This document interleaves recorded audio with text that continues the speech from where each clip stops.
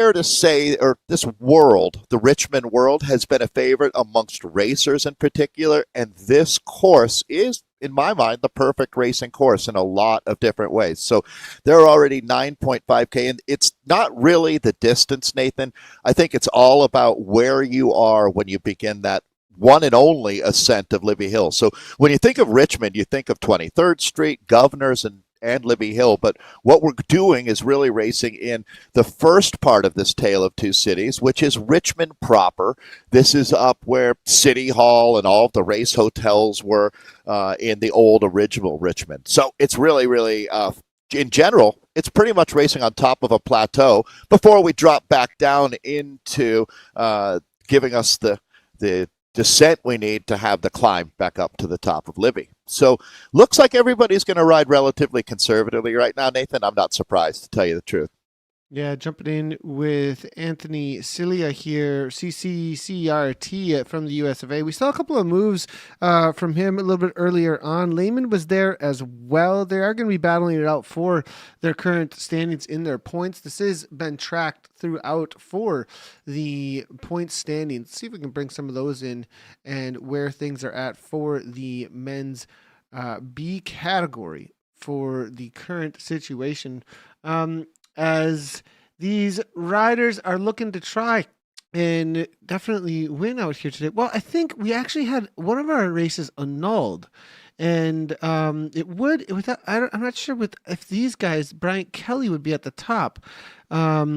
I'm wondering if that one is actually correct on this here. We'll see if we can fix that up for everybody here. But 5 races, if this is counting for these men, Bryant Kelly, Joseph Paulson, Andrea Baldi, that's the situation there with Eric. But I have a feeling maybe we'll have to double check these. On the elite side, we definitely have them correct. But I'll see if we can update that. Nigbauer there, though. Gargilo as well. Gargilo? I believe that's how we're going to give that one. Mount is here as well. Meyer Fox is here. Frank Cundiff jumping in with us as well from the US of A. Good to see Frank from Project Echelon. I saw Project Echelon actually racing some pretty big races over in Europe this week. Yeah, Sam Boardman riding in the Breakaway yesterday over in Europe. It's really cool what they're doing. Educate, equip, and empower. And as you're mentioning, Frank Cundiff, big thank you to Frank for everything that he does, keeping us all on track with what Project Echelon is doing, which is really a multi-pronged attack on trying to bring cycling to the forefront, trying to educate, equip, and empower veterans. Really, really impressive. And Nathan, I've been proud to be involved, to tell you the truth, the last 6 weeks with this effort that included the USA Cycling National Championship just a few weeks ago. Lots of exciting things to look forward to, but it's always nice to take a moment and pause and realize that esports has come a long, long way over the last year. So taking a look at this group, but Nathan, I like the fact that you were mentioning Dave Garguilo. He's with the CRCA Foundation. That's the Century Road Club of America. Remember that event we did from virtual New York, Central Park, the Dave Raymond Fund? That was extremely, extremely cool. Excuse me, Dave Jordan Fund that I'm talking about there, correcting myself. But a lot of good folks in this field who have really become part of this community and a sub-community now that's our Project Echelon friends. Nathan, they're starting to stretch this group out a little bit here. We got 33 kilometers of racing today, and I think we're starting to see the first action. So go ahead, let's open the account. Yeah, a little bit of a move here again. Anthony now, CCCRT, a little bit of a push. He has been kind of an instigator.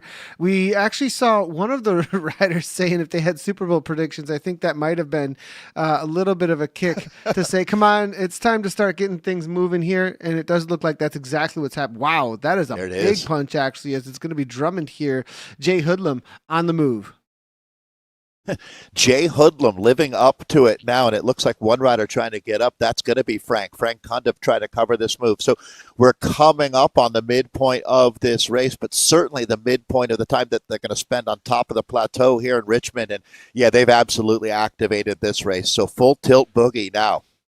Yeah, Drummond here on the move, USMES here, and it is going to be Frank Cundiff also trying to close things down at this point. Will he be able to bring this back? Dan Manalo's there from OTR. Dave, all of the big hitters now trying to get across. Will there be anybody anybody that takes a back seat in this race from this move as the heart rates are starting to rise? But Dave, there are some riders that are most likely going to be getting a pretty good benefit from this, sitting in and just trusting that this is a comeback. And that's always the gamble, isn't it, Dave? If you just sit in, wait, see if that comes back, not wasting that effort, perhaps. A lot of times it does pay off, but sometimes you roll the dice and it sticks. Yeah, absolutely, Nathan. I mean, risk reward. We've talked about that a lot in this sport. And I definitely, referencing, I don't know if you're even old enough to remember the movie War Games, but there's a point in that movie where they say the only way to win is to not play. And that's definitely what I would say about riding in the peloton. Don't get involved in these breaks right now unless you've got a real plan that extends beyond yourself. You need a multi-rider plan, I would think, to attack at this point. That's not saying it's not doable, but I don't think one man attacking alone is the right play here. So it's really going to be, and so often in cycling it works out that way. It's not what you want. It's not what you need. It's what you can negotiate with the other riders through this part of the race that's going to benefit you. Eric on the move now again. He has been the aggressor a lot today. Good to see, as it is going to be Eric Lehman. Definitely been one of the riders to watch out for the entirety of the Echelon Racing League. As it looks, here we go. I'll go, yeah, I remember now, the mountain biker out of Canada. Coming in 93 kilograms here, 191. This guy's an absolute monster at 508 watts right now. Looking to try and, this is a great move, actually, I think, by Eric. You know, with the back end of this being a 2-minute uphill, just absolute bomb of a climb here. I think he's looking to get some distance, perhaps, into a breakaway and try and get a top podium spot. Boy, if there's anyone who can do it in this field, I think Eric would be my nomination. 4.1 watts per kilo as a B on his 20-minute power profile. That's impressive. There's other guys who are in that neighborhood, like Dan Manalo, super strong, the OTR rider over that 20-minute power. He's at 4.3, and he's really the highest that I see. But it looks like really, Nathan, what's happening is Eric Lehman, the Canadian here, stirring the pot at this point, because I have a feeling that this run-in to the bottom of Libby, which is still really another 16, 17K of racing up here, is going to be rugged. These guys have taken the gloves off here, Nathan. They're really going to be having at it at this point. So I think the name of the game is just keep making the selection, to tell you the truth, back in this group. But Eric Lehman right now making a big play here, Nathan.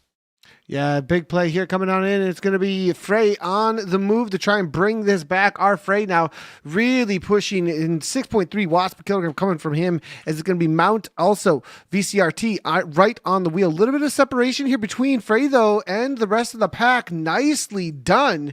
And Ryan Frey, this is a move that might be able to get a little bit of escape, actually, between these two, and that's a good move here coming in from Frey, as they're 1 second up. Drummond can sense that this is danger and now tries to get back on terms. He looks like a real puncher to me, Nathan. You can see by that fencing there that he was at in real life bike race in America, and you can tell this guy's got that spirit for sure. So Ryan Frey and Jason Mount also riders to watch at this point. But I'm wondering how these two start to cooperate at this point, because this might be just what the doctor ordered. If you're Eric Lehman, Nathan, is having a strong rider bridge up to you. It greatly increases his chance of success out of this move. It's hard to say exactly what Lehman is doing out here. I mean, not that it doesn't make sense, but I think what he's really trying to do is set an invitation down, get a couple of riders to ride in a breakaway with him, and get to the bottom of Libby with, 5 seconds in hand. You might have a really good shot at pulling off an upset. Well, I don't know if I'd call Eric Lehman an upset, to tell you the truth, Nathan. He's been one of the strongest riders that we've seen in the Echelon series, and now it's 4 riders together, so really, really animated, and that's it. It was too strong of a breakaway. They've shut it down. Yeah, all back together now. Looking backwards now, it looks like a lot of trust here from some of the riders behind, and they're going to get a huge benefit in the back end of this race because of that. Still, solid little group of about 15, 16, 17 riders, maybe a little bit more than that. So, not too much of separation at this point between them. A crossover on the ladies' side of things. Let's go ahead and jump on over to them. Angela Pitzer leading things out here. We've got what looks to be a smaller group in for about 13K so far. It is going to be just controlled at the front here. 166 beats per minute, though, Dave. It looks like still enough work here to keep the heart rates pretty high. Yeah, this is a tough size group to race out of here. I think that we're at this point now that we should expect to see one rider going big. I don't know what your thoughts on that, but I would love to see it, Nathan. This is a great opportunity for these women to race amongst a strong field on a competitive course, and I think it's going to come down to courage, to tell you the truth, to get the W in this field, women's C's that we have here. Yeah, and we did see some pretty good racing last week, actually, in the women's C's. Rondowski, I believe it was, that took a big win amongst a pretty competitive group. That was pretty awesome to see, actually. You know, coming into that final last week, Rondowski set it up perfectly. Wonder if she can do something similar to that. Megan Carty is leading things out right now amongst these women's C's. I believe it is. And Rondowski, though, with that win, first one of the season. Paige Wunrow also has a win this season for this league standings. Maggie Carden, though, with 2 wins, 2 thirds, bronzes, and a second out here. So Carden so far the dominant force. Now it's going to be Clark here making a move. Nice move by Clark. Good to see it, actually. 139 beats per minute, pretty low here still. Radowski and Pitzer immediately responding. Lots of big orange numbers, Dave. This is starting to hit out on the early parts of the flat sections here. It's great to see.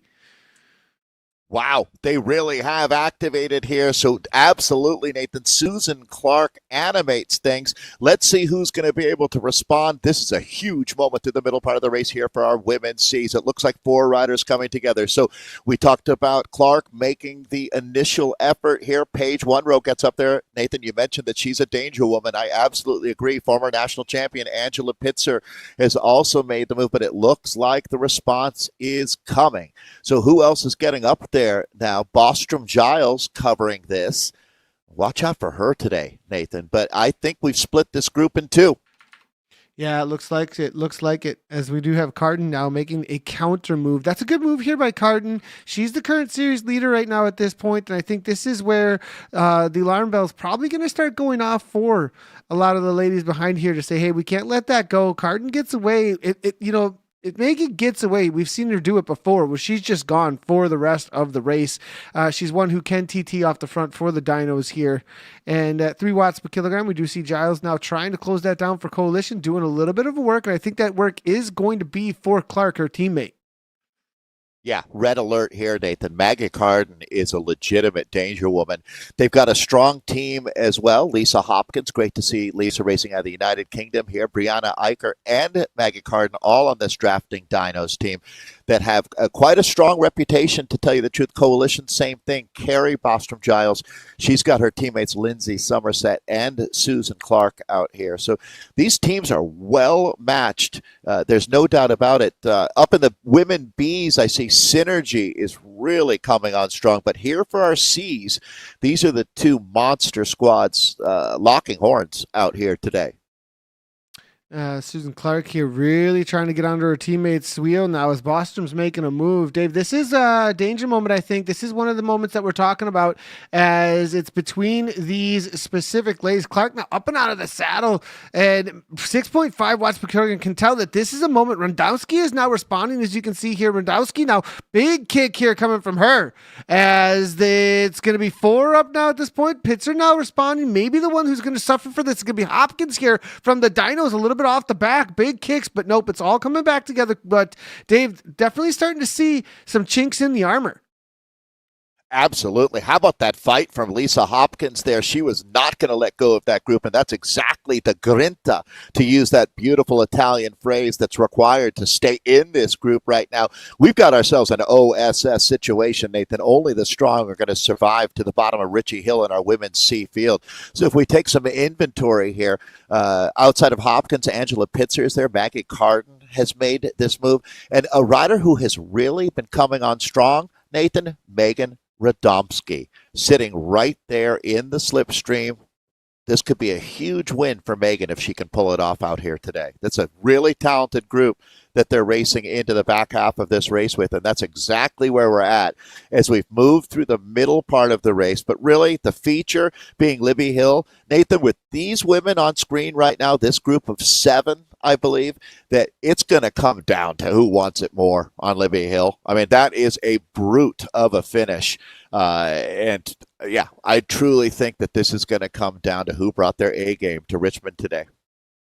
Hopkins now controlling the front, 153 beats per minute. They're going to take a left-hand turn here in just a moment, and they'll be taking on a little bit of an uphill. On the back on over to the men's side of things, 19.9K in at this point, and things completely calmed down as they're about to take their right-hand turn over in just a second. 33K total, so there's going to be one more time around, I believe it is. Hoodlum now on the move again. This guy has been doing it nonstop so far. You know, you got to love a racer who makes the race. That's exactly what Jay Hoodlum has been doing out here. As we take a look at a small gap being opened up, very similar to the situation we saw a few minutes ago in this group, this is how, if you want to talk about the anatomy of a breakaway, this is how it starts, right? Somebody has to light the fuse. Let's see if anybody wants to go up and join him. I would think that Drummond is a good rider to ride with, to tell you the truth. He keeps a steady pace. And is it going to be Dan coming up? Dan Manalo bringing the whole peloton back up. So we'll hit the reset button here. As you said, you're correct, Nathan. One more big loop here up on the flat part of Richmond before we drop down, and then all heck will commence out there. Well, it's going to be our buddy Dan Manalo. Good to see him out here today as he's making some moves. Hoodlum to the back in the USMNES kit. There's going to be one more time, as we said, around on these, the upper. It's actually up top, if you want to say, is they're going to drop though down toward the river and go along it for just a moment, kind of an industrial park like area, and then it will be an all-out climb on Libby Hill here in Richmond. Now, a little bit of a sneak off the front again here, coming from Eric Lehman. 165 beats per minute, 400 watts, 47 kilometers per hour. We take a look here. Frey now responding, 45 kilometers per hour of the pack, though, as he continues with a little bit more speed. Now matched at 46 here. Frey Drummond now kicks again.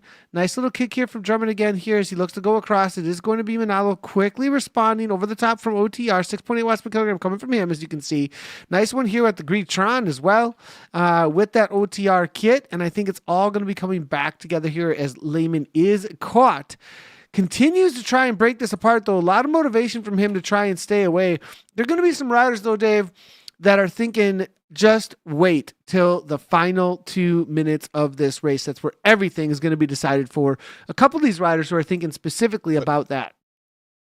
Yeah, Nathan, you took the words out of my mouth, actually. I was just thinking the fact that with this group, there are so many guys that are here planning on throwing down on Richmond that the group think in this peloton is really not allowing any leash at all for riders to go up the front. It's almost like this entire peloton is racing as one team now, shutting down moves, as it looks like everybody wants to get a crack at what is one of the coolest finales that we have here on Zwift.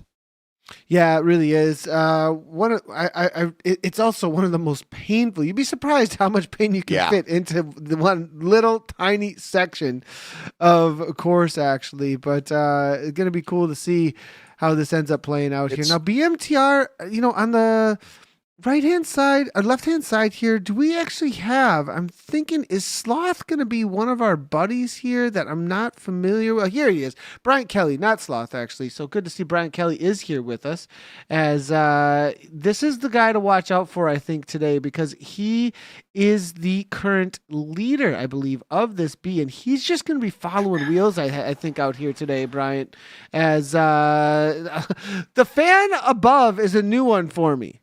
That's a new one for me. I like it. I like it. As definitely making sure he's in a little bit of a wind tunnel there, it looks like. It feels like it adds a cool optical effect as well to what he's doing there. So again, this is a Team Wisco and our points leader.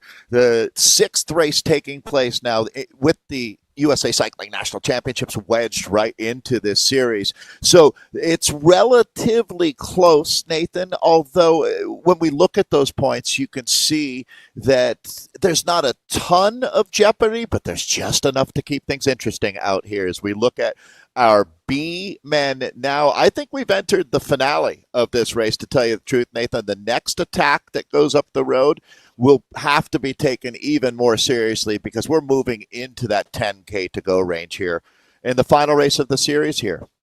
Yeah, getting right down into it here as we go, and it is going to be on the front now. Neugebauer from Germany, actually, which is great to see, Dave. Some riders coming from all over the world, actually. This was a series, a qualifier for the U.S. National Championships, but definitely open to anyone during the series, and it's great to see some international flair amongst it. Again, now to the front, it is going to be Lehman. He just continues to press over and over again, Eric, here. 4.7 now coming from him, 152 beats per minute, keeping the pace super high as our buddy Neugebauer here now looks to try and cover perhaps. Here comes the Sloth now. BMTR now looking to maybe make some moves to make sure nothing's really getting actually jumping onto his teammates' wheel. Perhaps there's something more going on here. Yeah, no, this is a little bit tough to figure out exactly what everybody's modus operandi is at this point, because it looks like the pace is starting to ramp up just a little bit. Everybody seems extremely attentive. I mean, everybody's on the balls of their feet out here right now. I've got my eyes on Jason Mount today as well. Let's see what kind of a result he can put together on a course that suits him almost perfectly, tailor-made out here in Richmond. Nathan, this is the 10th time that we've seen riders just kind of inching off of the front.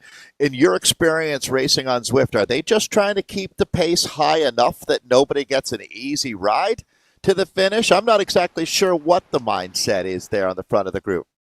Yeah, it's an interesting one. I think they're kind of trying to sneak, do little moves that might be able to sneak something away, perhaps. A lot of times I think that you look for a moment of a little bit of inattentiveness, and next thing you know, bam, there you go. You've got a couple of meters, and the riders are able to perhaps stick something. I think that's more of what's going on here is little tests here to try and see what can try and get away rather than any kind of big attacks. The reality is there's also on the back end of this course that you've got that nothing but VO2 max, and it's kind of just trying to play the smart game, I think, in some ways.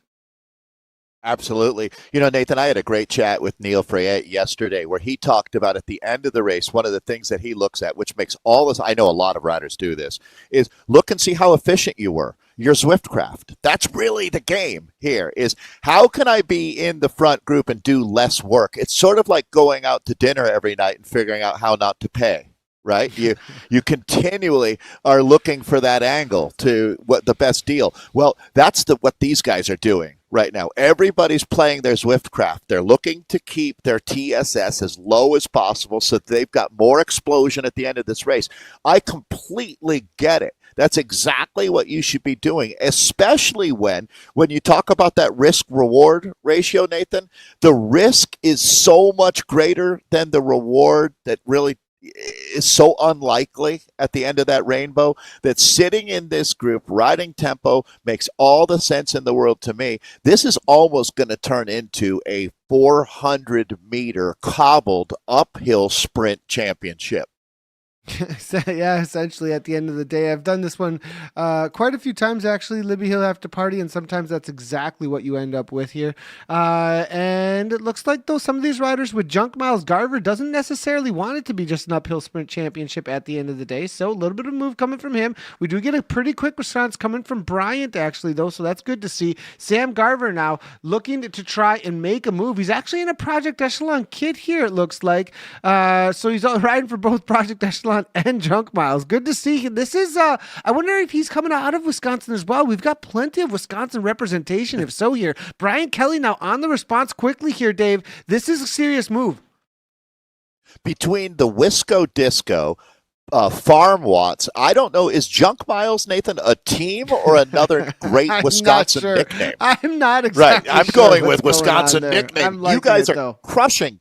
Yeah, but Devin, there he is, and he's part of that Project Echelon family. Eric Hill, who's over in Europe right now with the Project Echelon team racing in the big leagues, is got to be really stoked to see this young man in that jersey.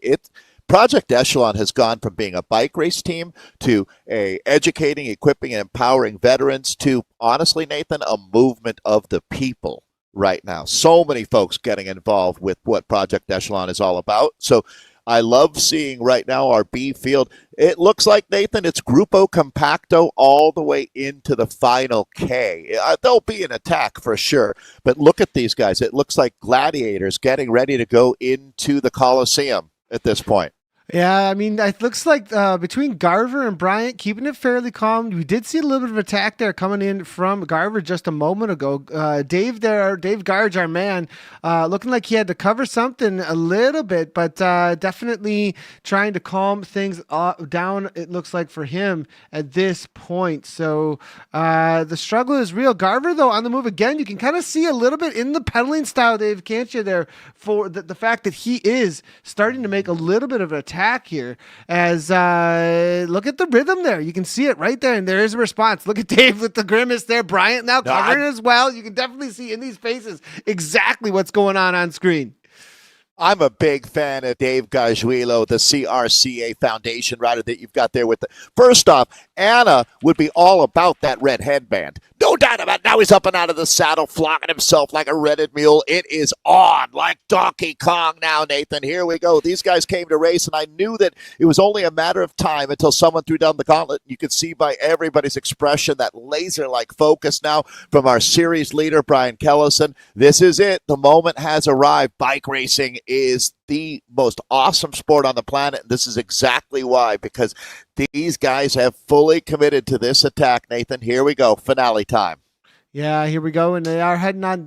Just so everybody knows, they are on their way to the lower slopes at this point. So as they get down toward that industrial park, they're going to go downhill, long downhill, actually, a good little descent they can get into a super tuck on. And this is why Celia as well as Lehman, I think, are on the attack. They know they've got to get away, Dave. They get a good enough gap. It may be to their ability to stay away, actually, which makes things super interesting, because there's going to be some punchy climbers that do not want that distance to go. Yeah, Nathan, this is perfect. So when you talk about risk reward, well, they've taken the risk. They've pushed their chips into the middle of the table, and now it's going to be win or go home at this point, and I love that. So it's been all day. Eric Lehman's been riding on the front, inching these attacks forward, but not really committing, waiting to see, and now he's gone all in. This is going to be Celia that we're looking at going up to join. This is interesting because a name, he's remained relatively calm. Anthony here, another CCCRT rider looking to get up and join, and I think that, now you can see the cover being made. So Neusbauer coming through, J. Meyer Fuchs as well. Our man Dave from CRCA sitting fifth wheel, but it looks like a little bit of regrouping happening here near the front. But they're making the big efforts now, Nathan. Yeah, we did see Dave trying to come across. Look at the pack here now, string out just a little bit. Nobody off the back just as of yet. Really, a lot of riders that are able to just sit in and play it smart now at this point. As we are taking a look at Frank Hungris here, coming from Project Echelon. Meyer Fuchs is there as well. Nobody able to slip away on this downhill. As we said, though, the downhills, they can be the new uphills, Dave, but it looks like not today, as they're going to go into the lower slopes of Richmond, go along the river to the industrial park, and then it's Bolts, Libby Hill after party. Dave, I think there's only about 5 minutes tops left maybe 8 left in this race. Yeah, no, I'm with you, Nathan. This is going to be over in a blink of an eye.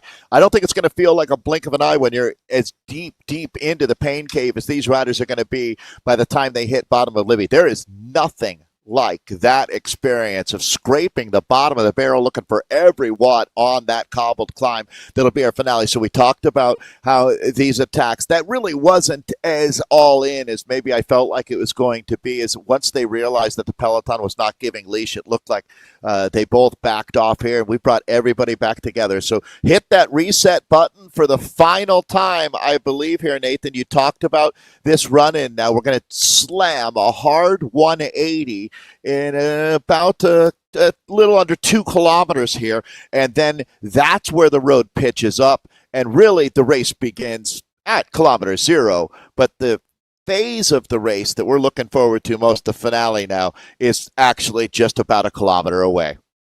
Yeah, here we go now, as it is going to be Mount on the front a little bit here. VCRT moving forward, and I'm loving the Zwifter's kick, actually. This is that's at least a level 73, I believe, 74, 72, somewhere 72, 73, 74, right around there. So definitely a top rider who's been around for quite a while to have that level of a kit. Looking around him, I think that's the highest level kit I can see here in and amongst the crew. So great to see here coming in from Meyer Fuchs. Now up in 6.8 watts per kilogram. A little bit of response here. This is it, Dave. Coming down into it. Now, as you can see in the lower left-hand corner, the men's elite, they are about to kick off out on to course, just so everybody knows. We do have that feed here. We will be coming back in with them as we are out onto the course with the men's elite. We've got plenty of starters here as they kick off, and we will jump back in with them. James Barnes here on the men's elite. This is going to be a good one. Plenty of restart riders. I do believe we've got Hayden Pucker. We saw Holden Camus jumping in here, the winner from last week. Dave, this is going to be a good one for men's elite, but back in with the men's B category for the amateurs now as the elites jump out on course. Wow, your virtual racing 3-ring circus, right? We've got our women's C's coming into their finale. These are the men here down inside of the penultimate kilometer. This is such an exciting day to wrap up the Echelon Racing League series. Nathan, these guys, though, look like everybody is bracing themselves. We are locked down now. Clearly, this is going to be a sprint out of this group. That's a relatively large group considering what we started with that have all made it into the final today. Yeah, it is actually. Lots of moves are trying to be made. We'll see what's going to happen here between the riders, because the reality is what is the best, 1 minute power, I think. 1 to 5 is going to be the reality here, but that I think really just a full gas 1 minute power is going to be what's going to win it out here, which is not, kind of an all-arounder sometimes, Dave, is what you're looking for. Your classic puncher. Right, that's what this course suits, no doubt about it. This is the Puncher World Championships for the B men that we've got going on right now as we take a look at J. Meyer Fuchs as our featured rider. But Nathan, I would agree, if you were going to go to the odds makers and look at setting odds, you got to go with the guy with the best 1 minute power who's been able to keep their TSS low in this group. Seems like that's the name of the game if you want to break it down to nuts and bolts. Newt Bauer now on the move a little bit. Baldy's here as well. Who's been sitting and keeping it quiet? It's going to be a big question, I think, between all of these riders now. Garver now keeping it cool as well. Watch out for him. Joe Paulson. Yeah, Joe Paulson, Nathan. Watch out for him, the rider out of Colorado that is, I believe, sitting third in the season series right now. He's going to be really, really motivated to pick up top points and move up on that table. And this is a finish that suits him to a T. Here we go. Watch out for Paulson. All right, here we go as we get right down into it, Dave. It's going to be the final K now in just a moment. Now at this point as they head into Libby Hill, the lower slopes, not really where you want to go just as of yet. Sometimes people can get a little bit too excited. But here we go now. Baldy on the move, 8.8 watts per kilogram. if you hit the front too early, you've got no draft to surf into the final, so positioning is absolutely critical. We are locked and loaded. This is not a drill. Take a look at these gladiators of Zwift. This is going to be a great finale. So road kicks up, and Drummond on the move. Oh, this might be it right here, Dave. As Drummond makes the move, that's huge from USMES, but is it too early, too much? Garguilo now on the move. It's going to be Mount there coming as well. Dave, it's coming right down to this line now at this point. Bryant now, here comes Bryant, trying to come across, but he's 5 seconds back at this point, Dave. I think Drummond might have this. It's right to the line. Mount now coming on through. Mount, will he be able to do it? It's Dave. Oh, Garguilo. Our man Garguilo's going to do it, actually. So good to see. Dave Garguilo. Oh! Wow. The CRCA rider, Dave Garguilo. Wow, that's got to be the biggest win of his Zwift career. Congratulations, Dave. You are the king of Richmond. Wow, what a finale. Look at this is the cam from Dave here at this point, Dave. That's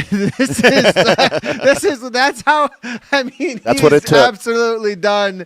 I was going to bring in the cam, but then, oh my goodness, what a move. And the patience from Dave, the patience all the way till the last moment. I mean, that's really what it was all about for him. Yeah, he rode the peloton perfectly there, kept his TSS score low, and get that man a bucket. Nathan, that you don't dig any deeper than Dave Garguilo out here today. So that's going to be the final race for our men's Bs. We've got our elite men out on course. I'm right here. It's awesome to see folks with their coffee in hand coming down to watch some Saturday morning race. I feel like I'm in Belgium right now, Nathan, to tell you the truth. Even we didn't expect too many people to come down to Drop Bar this early this morning, but already folks coming down to watch Neil Freyette out racing. That's James Barnes. Boy, they have strung this out early. No right question. Very, very different. Like, this is insane, actually. Like how crazy this is right from the get-go. I want to know, even it looks like Noonan is one of the riders up there. I'd love to know the instigators of this. They came in with the plan.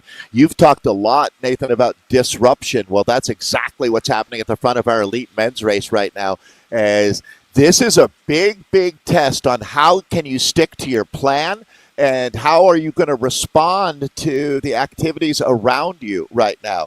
As I think right now, Nathan, take an inventory of the riders around you is critical. If you can see names like James Barnes, you're not in trouble. But when you start looking at these gaps, you realize that this is going to be immediately an OSS situation. Only the strong are going to survive this first lap here in Richmond today.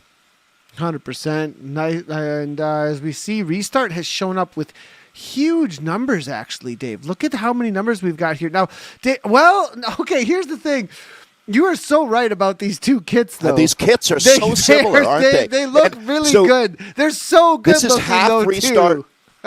It's half Restart, half Next, basically. Yeah. In that group. Farm Watts is Restart here, the teammate of Neil Freyette. That's going to settle down just a little bit, as that was all-out pandemonium in Richmond for that first 4K. But it looks like we're seeing now a little bit of regrouping here. Neil Freyette's eyeballs are rolling up in his head right now after that effort. It's definitely that's what racing is about at the elite level, Nathan. It's not a steady state ride. It's about these exceptional efforts, and then it'll back off. And when it backs off is when you really, really work on that on your Zwift craft and being able to stay out of the wind and recharge your battery in this group. Because let's see who we've got, Nathan. Who's left in this front group? Obviously, James Barnes is here. Zach Neer racing today. That's a big name. Is Neer racing with Echelon or with Neer's racing with Next? Echelon. He is racing with Echelon. Okay. Definitely in with them out there today. So, which is good to see. He it's kind of a guest ride, I think, specifically, because of his attachment to the in real life team with Project Echelon. So, but it probably gets a little bit interesting. Joe Chuduk here. What a move. That's a big move. 15 watts per kilogram coming in from the Turbo Rider. He's looking to follow up James Barnes, actually. Barney was off the front, and I missed it. And, of course, Barney threw the hat on just for me. Look at this guy. Well, it wouldn't be a great race without James Barnes throwing some style at it. The man racing out of New Zealand, the South African there, and he's going to get some company as the Watt Wagon. Joseph Choida getting up to join him. So these are two compelling riders, but so compelling that everybody's going to have to shut that down. As there's the man himself, Scott Catanzaro, as he's going to be taking over the front of the bike race at the head of affairs now. But I think, Nathan, that this group will remain spicy throughout this entire journey. 33 kilometers of racing if you're just joining us for our elite men out here. We're racing up on top of the plateau in Richmond City proper before we're going to be dropping down. But it looks like I don't expect we go through 1 kilometer of these 33 without somebody throwing down the gauntlet out here. That's a great in-cam shot of James Barnes, who is absolutely in the eSports Hall of Fame already as an eSports Olympic gold medal winner just this June.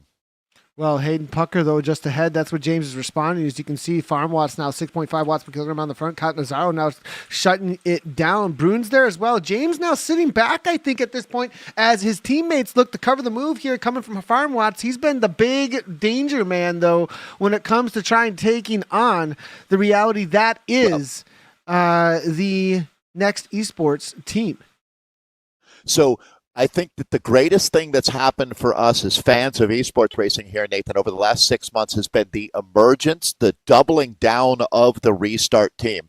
As the challenge that they've been putting up against Next has made some really compelling racing. And I'd give two riders, Neil Freyette and Hayden Pucker, a ton of credit for that. And right now, Nathan, this is Bike Racing 101. If Hayden goes up the road, who does that benefit dramatically? His teammates sitting back in the chase. This is how you win bike races. You don't go out and do it like an exercise contest and ride as hard as you can. You got to be smart. You got to crack the code. Next cracked that code years ago. Other teams are catching up rapidly, and that benefits all of us who love watching this racing. There's other teams besides Restart, and we'll talk about them here today, but it's one of the really good storylines that we have here.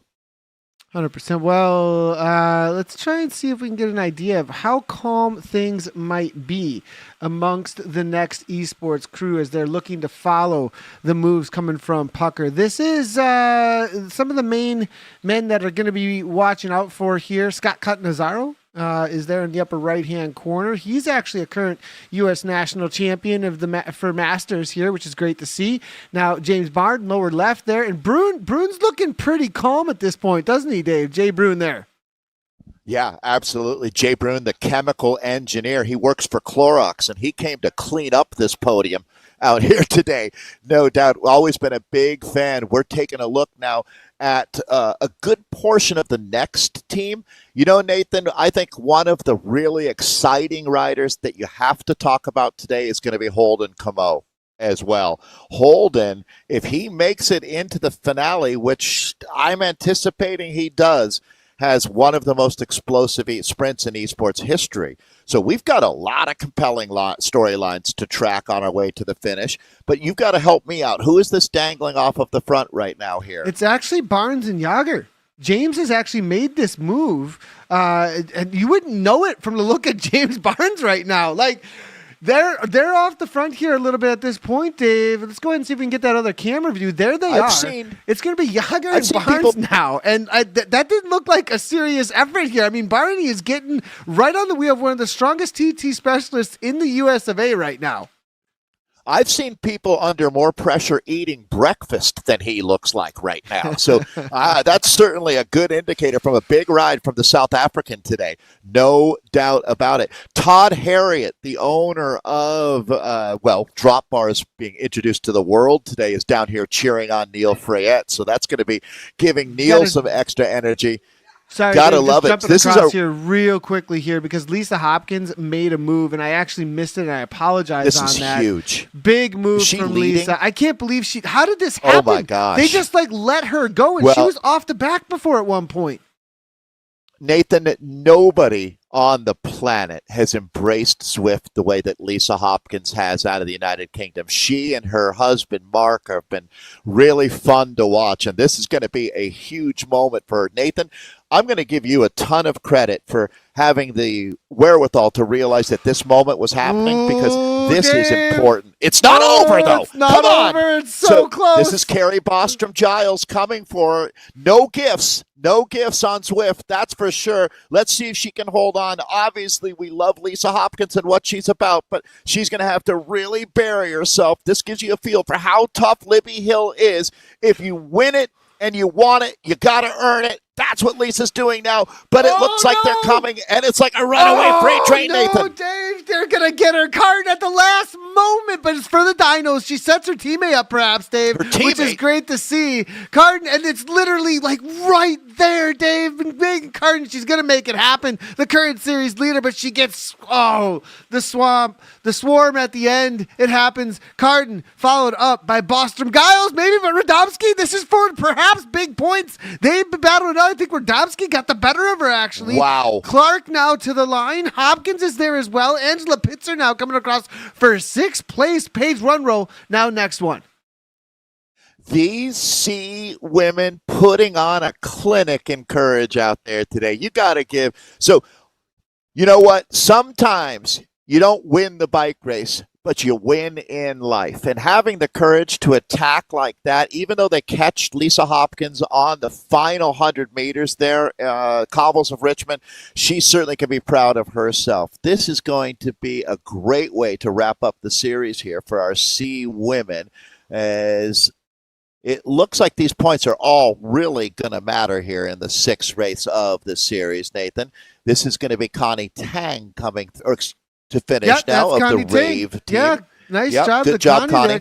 Yeah, and thanks a lot, Connie, for giving us her live feed as well. Great job for her coming across the line there. And look at her effort. 8th place. Huge effort. Look at how many bikes she had. Look at how many wheel bags she has. What is going on? Connie, you got to let us know what is going on there, because there's a lot of bikes going on there as she's just finishing up. That's so great. Connie Tang looks like she shops at Metier, for one, and she's severely depleting the world's carbon fiber supply just by herself. So Connie's going to keep the bike industry afloat. That's for sure. We need more Connies out there. Here's our man, Jay Bruin, though. We're taking a look at the selection that's been made in our elite race. So that's going to be Holden Camo, the only rider in white and pink. He's the Danger Man sprinter we've been talking about. He's starting to move up through that group. Actually, it looks like he's going to cover a move as things are starting to hot up right now in Richmond. Taking a look, though, at this mix of restart and next. Zach Neer here, and looking at probably, Nathan, the guy that you would want to keep your eyeballs on the most of all in this field. Let's talk about that right now as they're 11K into this 33K race. Zach Neer, is he the most dangerous guy to attack solo and go to the line? Yes, I would say him and Jaden Yager are the two that you really need to watch out for. Now, what's interesting to me is that Ned Bowen, Dave, has jumped across to Barney and Yager. Now we've got Ned 3 up, Dave. And Ned, that's big for Ned. That was a huge ride for him. The ascendancy that we've seen from Ned Bowen wasn't he a B just 6 months ago? Something like that. Yeah, I mean, something like that. Definitely Don't not quote me. Top when it comes to this. And this is, one of these rides from a rider here that might find himself in a good spot to get a podium if these guys can stay away. Because next they're not going to be putting on any kind of chase. So nice move by him. Joe now can see the writing on the wall. It looks like here as Chuduk looks to go across. The thing that makes life worth living so many times is hope, and hoping for results and working for those results. And Ned Bowen, you really are the hero of the day in my mind. Just making at this point in the race with these hitters, Ned has leveled up. So that's what Zwift is all about. And this now, is this Ned? No. Joe Chuduk, who's on screen Joseph here. Chuduk. All right. Jumping on in. Perfect. Giving us a peace sign at 7 watts a kilogram. Joe going across here. Nice one. This guy's great. Oh, my gosh. This is one of the definitely the kind of rider that we want here amongst the crew. How long can he go? 171 here as he looks to go across Gumbo now. Well, we've got restart. We've got turbo. we've got draft, and we've got next all on the front now. Zach Neer looks to respond as he's looking to get Project Echelon involved here as well. Looks like it's all going to get shut right on down. Exactly, Nathan. That is the reality of how bike racing works. Once too many folks want to be in the breakaway, it's no longer the breakaway. It turns back into the peloton. And we're in that ebb and flow right here, right now, as we take a look at a bit more time to be spending here on top of the plateau. But, and I don't know that too many riders get dropped out of this group at this point. It's going to be more about the action at the front and who really wants to animate things. There's a guy who's done that throughout this Project Echelon season, Hayden Pucker. And Nathan, the fact that we haven't had Farm Watts off the front yet tells me that that's inevitably going to be coming here in the back nine of this course out here today. Watch out for a Farm Watts attack. We've already seen it. That's the modus operandi of the restart team, right? They've sent one rider, Jaden Yeager, up the road, and they're sending Yeager up the road again. Yeah, and here we go. Yeager. Great to see he's making another move as usual. That's kind of it, as you were saying, that is what he likes to do. He definitely doesn't want this to come down to a punch to the line trying to take on next eSports. Neer and Yeager, those are the two that I'd be watching for a breakaway situation. But interesting enough here, Dave Holden is the one. Dave, he's alone today. That's why. Saris has not shown up from what I can see out here today. The support for Holden, maybe not quite there. No, and I agree, but I think Holden is one guy that can probably say, I got this on my own, right? His game plan is much like an unsupported Mark Cavendish in a peloton. He just has the nose and the ability to get himself into the right place. And I agree with you. There's no doubt that having a few teammates to here, close down some gaps, do what teammates do would help. But I think that Hayden is one guy that probably operates as a lone wolf better than most in this scenario. He can really, Nathan, with the amount of experience that he has, he'll be able to work off of knowing what the other teams are doing out here and kind of use them as de facto his own team. In a way, I'm really looking at what Restart is doing now in unraveling their tactics, which makes sense without a doubt. Is Neil Freyette is having the perfect ride at this point with his teammate animating things on front. We at the beginning of the broadcast of the men's Bs, I was talking about how in Swiftcraft, the thing is keeping your effort to the bare minimum. They always say with a director talking to a rider in a breakaway, it's okay to work, just don't do more work than the other guys in the break. And if you can do a little bit less and they let you, do it. And that's exactly how you're going to be winning this race today, is coming to the bottom of Libby Hill, or really even under the red kite at 1K to go, with a little bit more charge on your battery and resisting the temptation to attack too early and being able to surf those wheels. That's how you're going to win on that incredibly complicated finale. Here's a guy who's cracked the code on winning at this level, Scott Catanzaro, right now, Nathan, on screen for next. Yeah, Scott Catanzaro now making a move, it looks like here, looking to go across to Dean Cunningham. That's going to be the two that we've got here now at this point. Dean Cunningham, Scott Catanzaro off the front. Cunningham, actually, was he picked up by Restart? Is that right? That's great to see, actually, and definitely going to be Danger Man. Now, Dave, they got 9 seconds, 15K, 33K total, so they're only halfway into this race now at this point, Dave, and 10 seconds now at the front. Two of the major teams now have made this move. Cunningham now pushing off.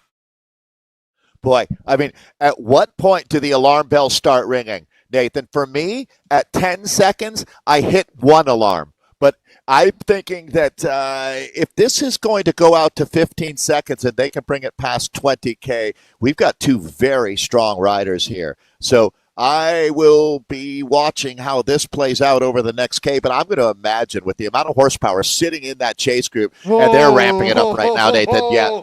Big they're not going to play now coming. They're not messing around, actually, here. No. It looks like this is great to see that now all the real moves are starting to be made, actually, as we've actually got some live cams coming in from your right next to you there, Dave, it looks like. There's Neil Freyette. That's the situation here at Metier. And what's the setup we're looking at here as he looks to try and cover this?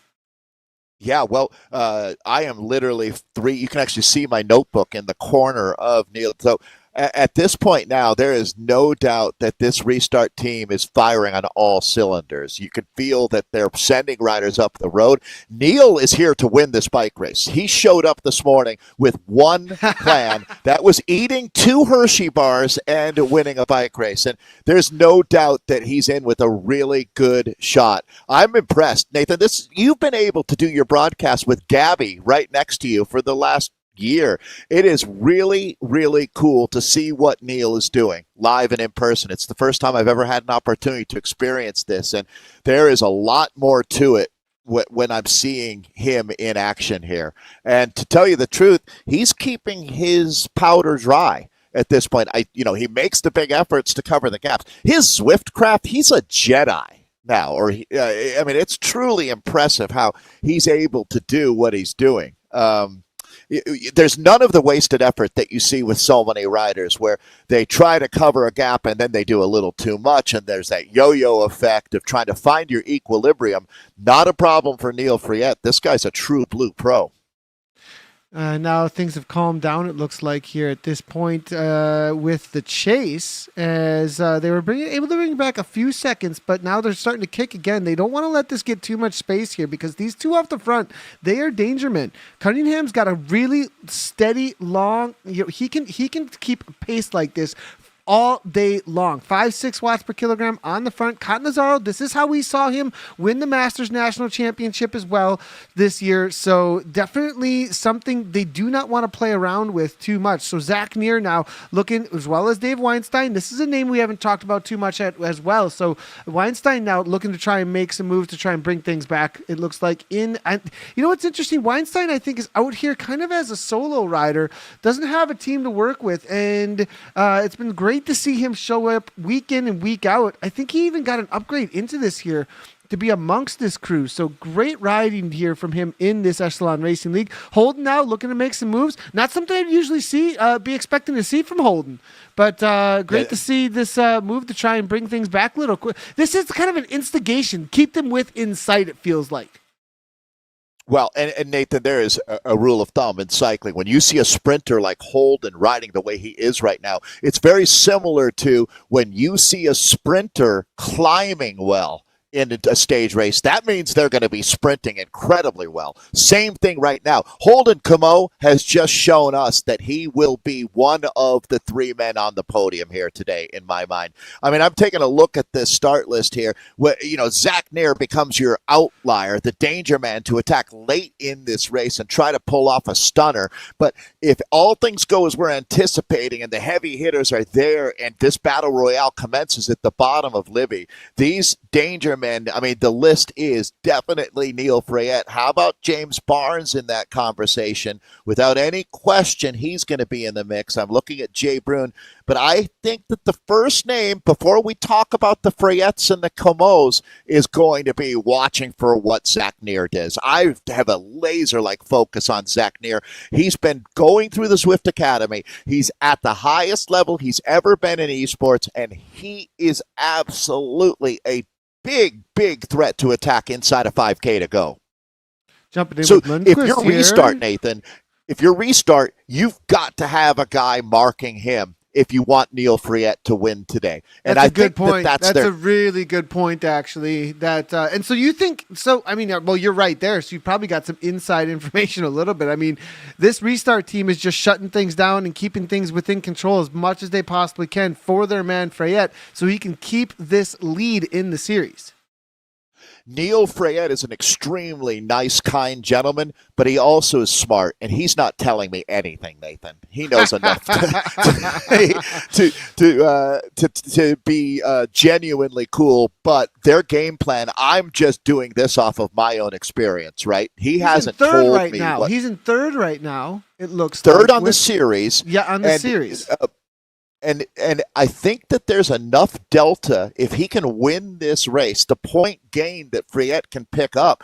If you look at it, Hayden Pucker is about 59, not about, exactly 59 points ahead here. So, it says turbo, but isn't Hayden racing for restart here? Yes, yeah, I believe he is. Right. I believe he is, yeah. Yeah, so that's okay. I just want to be clear for everybody at home that Hayden and Neil are teammates. So really, for them, it's all about getting up and over the top of Jay Brune today. Gonna be but a it's tough also, one. Nathan, that's going to be tough it to is. do. And Brune, I mean, if you take a look at how calm and collected Brune has been at this point, lower right hand, you can see he actually gave us a little surfer there right on. Good to see. Now the kicks are starting to come. The responses, I think you're going to see all these riders now starting to get up and out of the saddle here in just a moment, because a lot of orange numbers starting to pop off. Holden here trying to jump back on terms, it looks like, Dave. So definitely things starting to get interesting and spicy as it's only 6 seconds up. As Catanzaro, actually, though, Dave,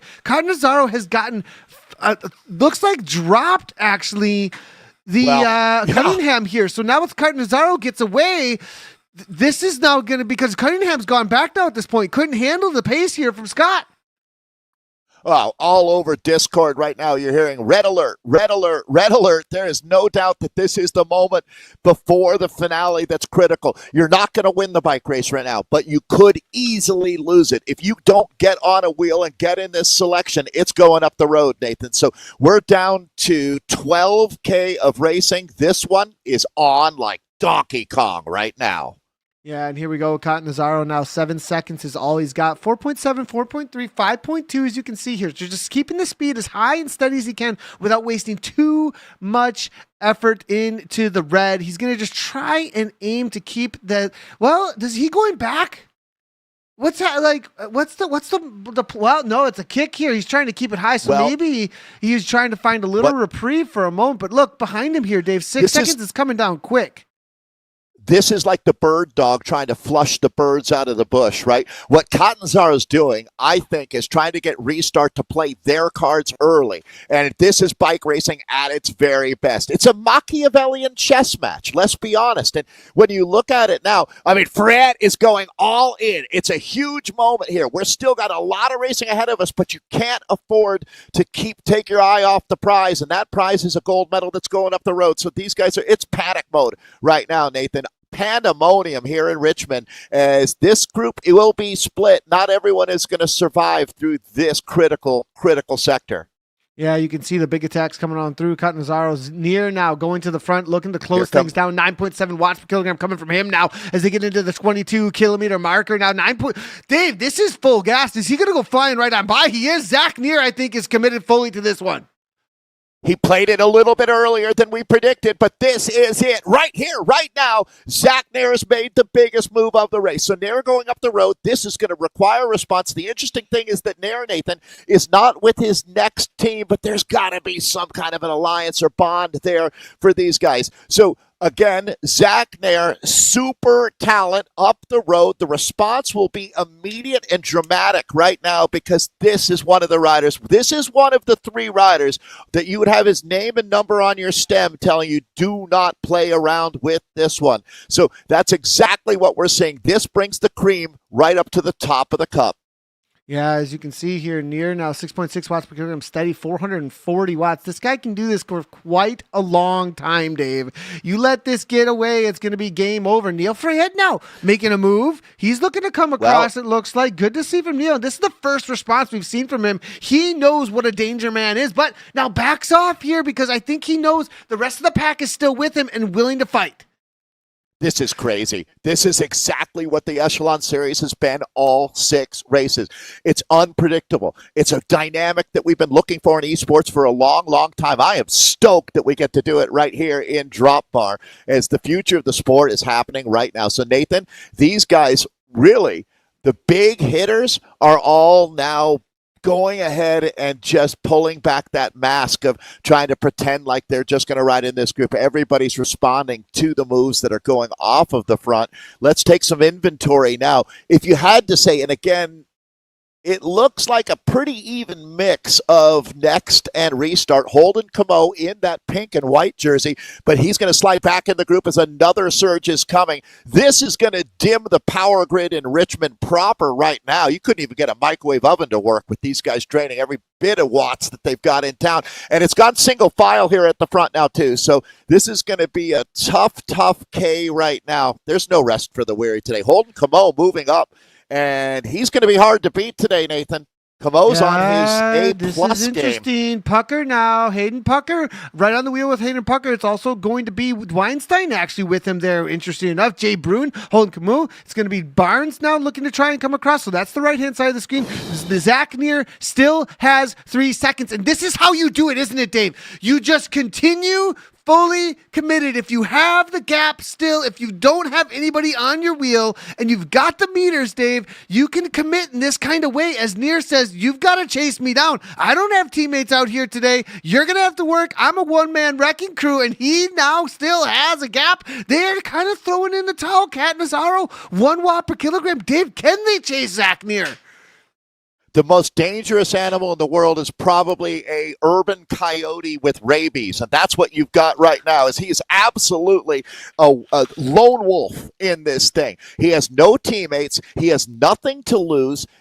And I don't even think he's worried about series points. So this is your outlier right now. Zach Neer, I mentioned that he just completed Zwift Academy. He has been working harder than at any point in his life on his fitness, and these guys all know it. So no matter how strong you are, when your ambition is on display, they know how to use that against you like a used car dealer.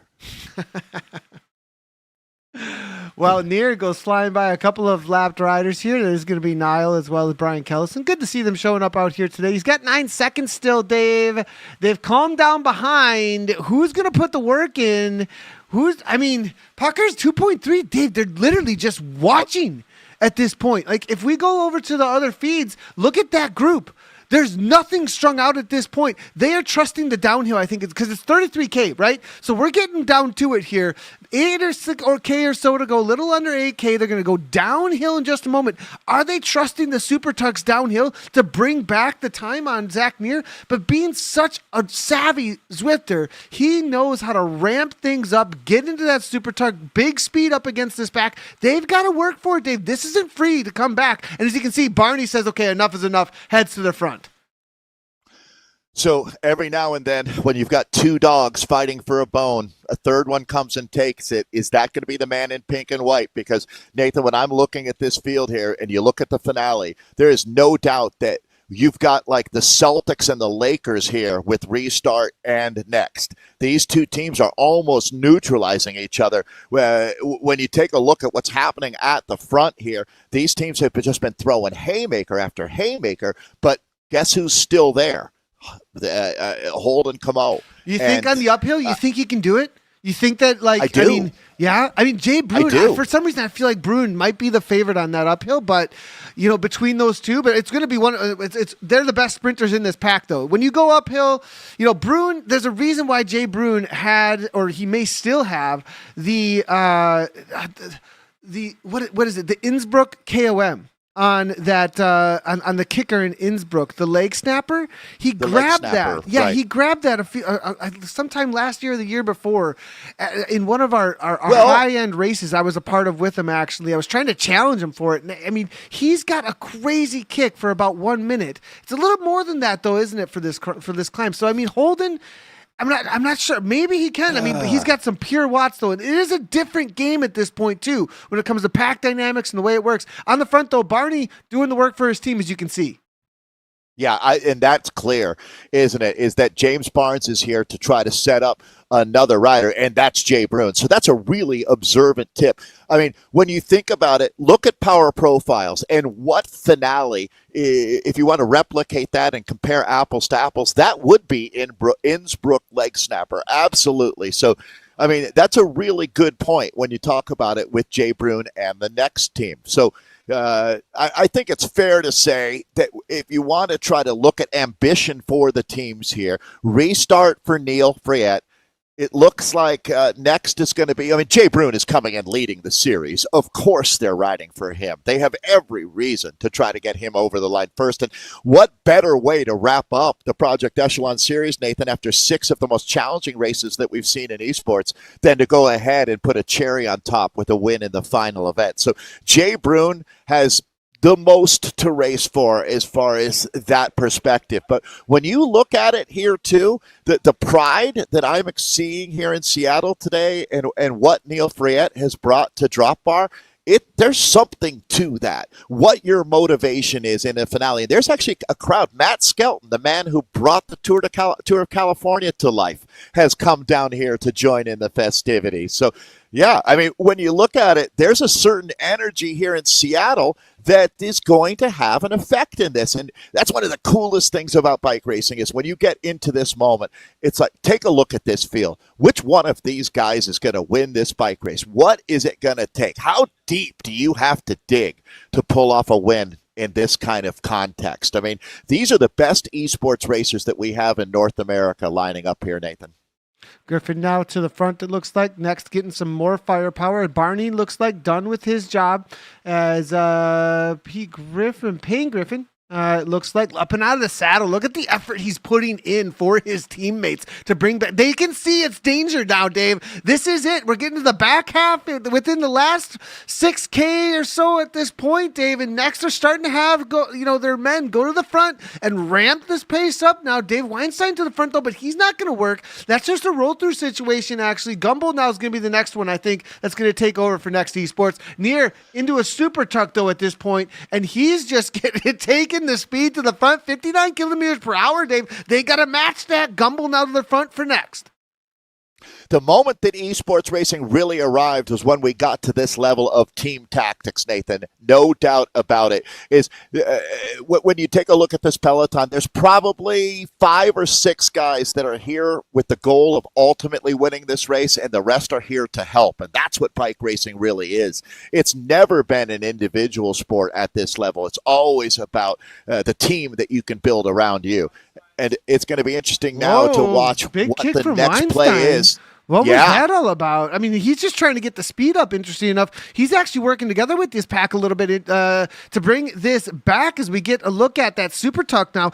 That's big speed for the pack. You can match the speeds up there, 63, 54 now at this point. They're going to bring a little bit back. It's within 11 seconds here. Zach needs so much time here heading into Libby Hill. He's going to have a good kick at the end, but is it going to be enough here? Farm Watts now to the front, it looks like. Now it's going to be W. Paul Cunningham. Big kick from Jaden Yager. Jaden Yager now looking to try and make some moves. That's going to get a lot of response from the rest of this pack. It's all starting to kick off here, Dave. Near still off the front, but Yager here trying to make moves. Well, and this move from Yager is two-pronged, and it's a beautiful move right now by the man out of Wisconsin. So the U.S. national champion multiple times in his career is right now committing as this is not for himself. This has got to be for Neil Friette that we're looking at now, as this is the beginning of the end. As we take a look at less than 3K to go, getting down to that final kilometer, the red kite prayer is what it's all about. This is when this goes from a bike race into an all-out slugfest. Well, here we go. As it's going to be 4 seconds. 4 seconds are going to start looking at each other. Is Hayden Pucker going to come over the top? I think Pucker here might be making some sort of a move as he's going to go 5.7. They're going to keep the roll through speed coming. The roll through speed coming here. Pucker now jumping up and out of the saddle here. Barney looking to respond to that. It looks like here. Nice move from Hayden Pucker, Dave. This might be it, as it's going to be orange numbers everywhere at this point. Looking to try and make the move. Pucker, look at them. Look at this here, Dave. They are all up and out of the saddle, really starting to grind up into those orange numbers. Farm Watts, 6.7, goes over the top of Zach Near now at this point. Weinstein just trying to hang on as the catch is made. Pucker's now going. Is he going to be gone? It's going to be the big question. Cottonazaro, though, they're working for Brune. Well, Hayden Pucker's been in the bank. He's got the money. He's in the getaway car, but it looks like the cops are closing down on him. You got to think that this is the first of a 3-stage rocket launch for the restart team. They have definitely leveled up. Hayden Pucker doing his role late in the race. It's going to come down to getting all of the pieces in place. We're coming up quickly on 1K to go. Nathan, this is going to be absolutely brutal. We haven't seen pandemonium in Richmond like this since 2015 in the Sagan attack. Here we go now. Farm Watts now on the front because he knows that 1 minute kick is just something he does not want to have to deal with, trying to shut things down. And I absolutely love it. Talk about Farm Watts, Dave. He's got farm equipment in the background while he powers that bicycle. Look at this, man. He wants this so bad, but he's getting shut down. Brune's right on his wheel, right where he needs to be. Joseph Chudik, watch out for him. This guy's got one of those kicks, Dave. He can sprint come too. Out of nowhere. Yeah, I mean, this guy can make massive amounts of watts in the finale, and that might be the most under-talked about rider in this race is Joseph Chojnik. So let's see if he can pull a rabbit out of the hat. This is going to be bananas, so headphones off. We're into finale mode here. Less than 1K of racing, so I'm right next to Neil Friette, the restart rider. It is absolutely incredible when you see the effort that these riders are making in person. This is your front group right here, right now, Nathan. It's time to wrap up the sixth and final race of the Echelon Racing Series. We're going to find out who wants it more. Which one of these monsters is going to close out the deal? Joe Chojnik goes super early. Neil Friette there. Oh, nope. Neil Friette actually was right toward the front there for just a moment. Everybody's up and out of the saddle here now at this point. They've going head to head. Chojnik trying to make a move. Farm Watch is still there, Dave. Everybody, oh my gosh, who's going to take this one down? We've started the Libby Hill climb. It's going to be Farm Watch taking over. Okay, Taden Pucker to the front, and this is it. We've entered the Thunderdome. They're going to slam this hard right-hand turn, and then they're on the cobbles. This is what Libby Hill is all about. There's no gifts given. We're going to find out who wants it more. Here we go, Nathan. We are locked and loaded. This is not a drill. Big-time bike racing back on Libby Hill. Joy Brune, all in. It's Brune. Brune makes the move. This is going to be it. This might be the race-winning move as Brune looks to try and take this down. Neil Friette now trying to come across. Friette. Is he going to be able to do it? Friette's got 14 watts per kilogram. 14 watts per kilogram from Friette. Brune is coming. All in. It looks like Neil Friette might be able to make this happen. Neil Friette comes across the line. He's going to do it. Neil Friette takes it down. Oh, my goodness. Woo! I have not had goosebumps like that since the Amgen Tour of California. Unbelievable. Neil Friette taking the win here. Nathan, he scraped every last watt out of the bottom of the barrel for that one. There's a watt deficit in Seattle right now. Oh my goodness, that was absolutely amazing. Huge kick to the line. I wasn't sure he was going to be able to do it. Dave, are you able to get a real quick interview? The ladies are about to kick off here, but maybe if he can, I don't know if he can even talk at this point, though. I'm afraid to touch him. He's heated up like a Dodge Dart, 68 Dodge Dart's radiator right now. I'm going to give him a minute. Yeah, give him a minute. Give him a minute. We'll jump in with the ladies. You remember that Isaac Del Toro interview? Remember the Isaac Del Toro interview from Tour Down Under? About that. Yeah. We're not going to pull a Del Toro here. He can't talk. Yeah. But when he's ready to chat, he can't even get off his bike. Someone needs to come hold him. Now, I mean, this is absolutely how you empty yourself. I'm not kidding. That's absolutely impressive. So, Nathan, that is Neil. He's got a lot of his friends down here. I was mentioning Matt Skelton from the Amgen Tour of California. He's one of the guys. Todd Harriet and his crew have a beautiful thing going with Drop Bar. This is the next phase that we're moving into with eSports and community. And, I mean, there's world team level bike mechanics sitting about 25 feet away from me. There's $2.8 million worth of Pinarellos and Cervelos sitting right above me. This place is mind-blowing. So I hope if anybody ever comes to Seattle, they have a chance to experience what Metier is the name of the establishment, and Drop Bar is the new installation that's all about eSports, and all about Zwift and getting people fit. So I want to turn it over to the ladies, though. Nathan, it looks like they're out on course, and there's U.S. National Team Director Jen Reel and a monster racer herself right there. Yeah, we'll jump in with the ladies. Get a word with Neil. We'll see if we can get a word with Neil as we make sure that our audios and everything are coming on through with him if we can. But now, as we can see, we are in with the ladies as they have gotten out on course. Great to see. We'll take a look at the results here for the men here in just a moment. As the ladies, I think it's going to be pretty calm up front as we got McGregor, Lehman, Jen Reel is there. Gallegos, Guerra, it looks like Roach is showing up as well as Holly Bergen. So that's going to be the situation. I have a feeling up front they're going to keep it pretty calm here for these ladies. All right, a lot of excitement, Nathan, as we, again, looking at the first K. We've seen across our amateur racing today and then the elite men that just finished. The elite men went out so hard, and I don't think anyone is too surprised by that. But this group might race it a little bit differently, as we saw with the master or the B men and the C women earlier. Go ahead and take a quick look here. This is the situation for those results that we just saw with that race. It is going to be Neil Friet at the top. Jay Bruin takes second. He made that early move, just unable to get the win at the end as Neil saved it up for that last moment. Joseph Chudik there with the early move, 11.8 watts per kilogram coming from him. On that early move, it looks like Hayden Pucker trying to make moves on the lower slopes to get some distance, but ends up fading back to fourth place. It is going to be David Weinstein. Nice one from David. That's a big result for him. Hayden Camus coming on through for 6. Wyatt Paul in for 7. It's going to be John Noonan in 8th place, Dean Cunningham for 9th, and Ian McCarroll, who was fairly quiet all day, suddenly in and amongst the top crews here. Obviously, Next Esports putting a lot down for everybody to try and make something happen. Dave, what a race. Yeah, take a look at that. 4.4 was the watts per kilogram there for Neil, which is, right in the neighborhood, but that's what he was talking about, was trying to keep that number low enough to be able to make that kind of explosive effort at the finish. Also notice how low Holden was at 4.1, the lowest in the top 10. So he's seriously got his Zwiftcraft working. So, all right, there's another woman who knows her Zwiftcraft, Jen Reel, on our screen right now. Holly Burgeon. I have been really impressed by the efforts that Holly's been making in the sport out here as well.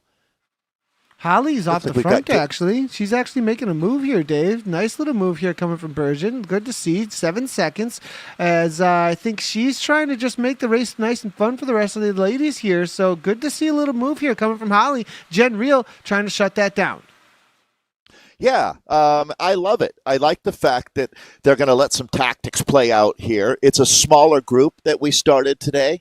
It's been a long Echelon season for these women, and a lot of things happening, so I'm not too surprised. But I do know that riders like Elise Gallegos, Gabby Guerra are two of the best in esports, not just North American esports, but in esports proper. So Bronwyn McGregor, the New Zealander, taking the start. I'm wondering if Bronwyn is living in the United States or North America now. We've had her participating in, it feels like, every race of the series. Yeah, that's a good question. I have to wait and see if we can get some information on that. This is the chase, it looks like, behind, with Jen Reel leading it up. Jen Reel in the lower right-hand corner. Sarah Roach on the bottom there. It's going to be Gabriella Guerra in the upper right-hand corner. So there's got plenty of ladies here showing up to try and chase down Holly Bergen, who has made a move off the front, though, at this point. So the situation as it stands, Holly Bergen trying to put a little bit of pressure that on the rest of these top ladies. So that's really great to see from Holly from Next Esports. Absolutely is. It takes courage to attack a group like this with that kind of quality names there. And that's what bike racing is all about. She's not there to make up the numbers. So good on you, Holly, for sure. Looking back at the peloton, I wonder how much leash she's going to be able to establish. She's got out 7 here. seconds, Dave. 7 seconds, actually. Looks like Guerra's getting a little bit uncomfortable with that. She starts to push up at the 5 watts per kilogram, actually. So Guerra now going to be the first one to make a little bit of more of a response as she... Look at this. A little bit of a flex here coming from Gabriella. As you can see the back of the jersey here. Oh, boy. Shows up with her level 100, of course. It's the first time I've seen this jersey, actually. When did Gabby, was it in the last week that she became level 100? When was this goal accomplished? When did you get level 100? Couple days ago, she says. Couple days ago. There you go. So I'm not an expert on it, Nathan, but I have a feeling that we're probably getting close to our first 25 level 100 Zwifters at this point. I know, Gabby now. Teppo would be another. So we're starting to see our first 100 level Zwifters emerging. You're still not there yet, which surprises me, actually. Level 90 for me. The sickness got in the way a little bit there. So, yeah, definitely. The ladies here now really starting to kick off. Gary now pushing up into 6.3 watts per kilogram, looking to try and make the catch, it looks like here. Wow, lots of big numbers pushing off as Holly quickly being closed down to her. There goes Guerra as well as Gallegos now quickly responding. So, Dave, everything's starting to kick off. Yeah, and once it does go full race mode, they don't go back either. So I have a feeling this is going to be a real slog for some of these athletes out here with the quality that we've got. Gabby Guerra's not going to make it an easy day for anyone, nor is Elise Gallegos. I mean, we've had a nice opportunity over the last couple of months to recognize some new, fresh talent coming in. Brian McGregor with a chain drop. No, not good to see. Sorry to hear that. As I wonder if she even shared. Perhaps we'll see if we've even got some live images of the. Oh no, she decides to log out, so that's fine, of course. But as it should be expected. So too bad to see. Disappointing. Yeah, it is disappointing, but that's reality sometimes when it comes to esports. Jumping back down in with the main peloton here, we've got Gallegos giving us the Instagram view. Great to see as they make their way around here on these upper slopes on the fan flats. So Elise Gallegos with that American flag manifesting a national championship, I'm sure that will be coming in her future. As I think she's the most exciting athlete that's really emerged in the last, well, and I'll put Sarah Roach in that group as well. Actually, there's a whole new class of women that have arrived in this sport. For some reason, oh, there we go. I was looking for Sarah's name, and I am now seeing it. So excellent. This is a big opportunity racing out of a small group for some of these women. It's not about the size of the group. It's about the quality of the competition, I would say, at this point for these women here in the sixth and final race of the Echelon Racing Series. Did want to thank Eric Hill, Nathan. Eric Hill is the boss, El Jefe, at Project Echelon, also out of Wisconsin, who's been doing really incredible work with Project Echelon. We talk about educate, equip, and empower. That's American veterans that they're talking about, a group that has truly been underserved. I mean, we don't get to do this and have so much fun with esports without having our backs protected, which is what they've done for us. And we want to make sure that they know that we care. So educating, equipping, empowering, getting some of those veterans out on bikes it does a heart good. It's a nice way to say that. So, all right, Nathan, at some point this one's going to explode. But as we come up on 6K into 33K of racing, and again, a lot of this is flat in the first 95% of this race. It's mostly flat or dropping downhill to build up the launch pad that you need to head up onto to Libby Hill. Excuse me. Richie Hill. I don't know what that hill is. Where is Richie I made Hill? up a new hill. Do we know Yeah. where that is? It's going to be an interesting one. As we do have the cams here it looks like everything's fairly calm. At least maybe the only one who's really working too much at this point. Well, not even. I think everyone's just pretty grupo compacto, 6.4K in at this point. So nobody making any kind of moves. I do have maybe a little inside information that we may get a little bit more happening here soon. But boy. there it is. There it is. A little bit of move here. And it's going to be Bergen, actually. The response quickly coming here from the ladies now is Hallie Bergen. Hallie Bergen is great to see, is on a little bit of fire today. About a spark plug activated. One thing I'll say about all three of the women that you've got in cam is they look very neat and organized, don't they? We don't have any of the sloppy elite men pain cave vibes I'd have going. to agree with you on that one, actually. Yeah. I'd have to agree with you These on that ladies one. The ladies are do a dialed. great job when it comes to that. Jen's now off the front. Jen Reel up and out of the saddle, really starting to put the pressure on. Great to see here from Jen Reel. She goes ahead and settles in. Masters National Champion Jen Reel as she looks to try and break things apart. Riot teammate that Gabby rides for Riot amongst the Zwift community leagues here now looks to jump across, as you can see, in that level 100 kit. It looks like it's Gallegos now on the response. And now look at the difference how all the ladies' faces here at this point, Dave. Everybody with concentration, up and out of the saddle. And the whole attitude of every room here has changed. Yeah, absolutely. The three women that you have on screen here, Nathan, two of them are moms, and it's this to me is the cream of the crop in our Zwift community. Talk about Jen Reel down there. She's in the red top in the bottom right. Jen Reel is a very active gravel racer. You'll see her at Belgian waffle rides or really events around the country. She travels with her husband, who's incredibly supportive. And they do a really, really good job of living life at a high level. That's Gabby Guerra now that we're looking at. So we're getting to see Gabby, who is attacking now on the front. Gabby, a Brazilian German American at this point. We call her a citizen of the world. And Gabby, who also just completed Zwift Academy, has got incredible fitness herself, and she has been a one-woman wrecking crew in the world of esports racing. So very, very cool to see how Gabby has used this platform to better herself and really become a leader, it's fair to say, in this community. Highly respected athlete, that's for sure.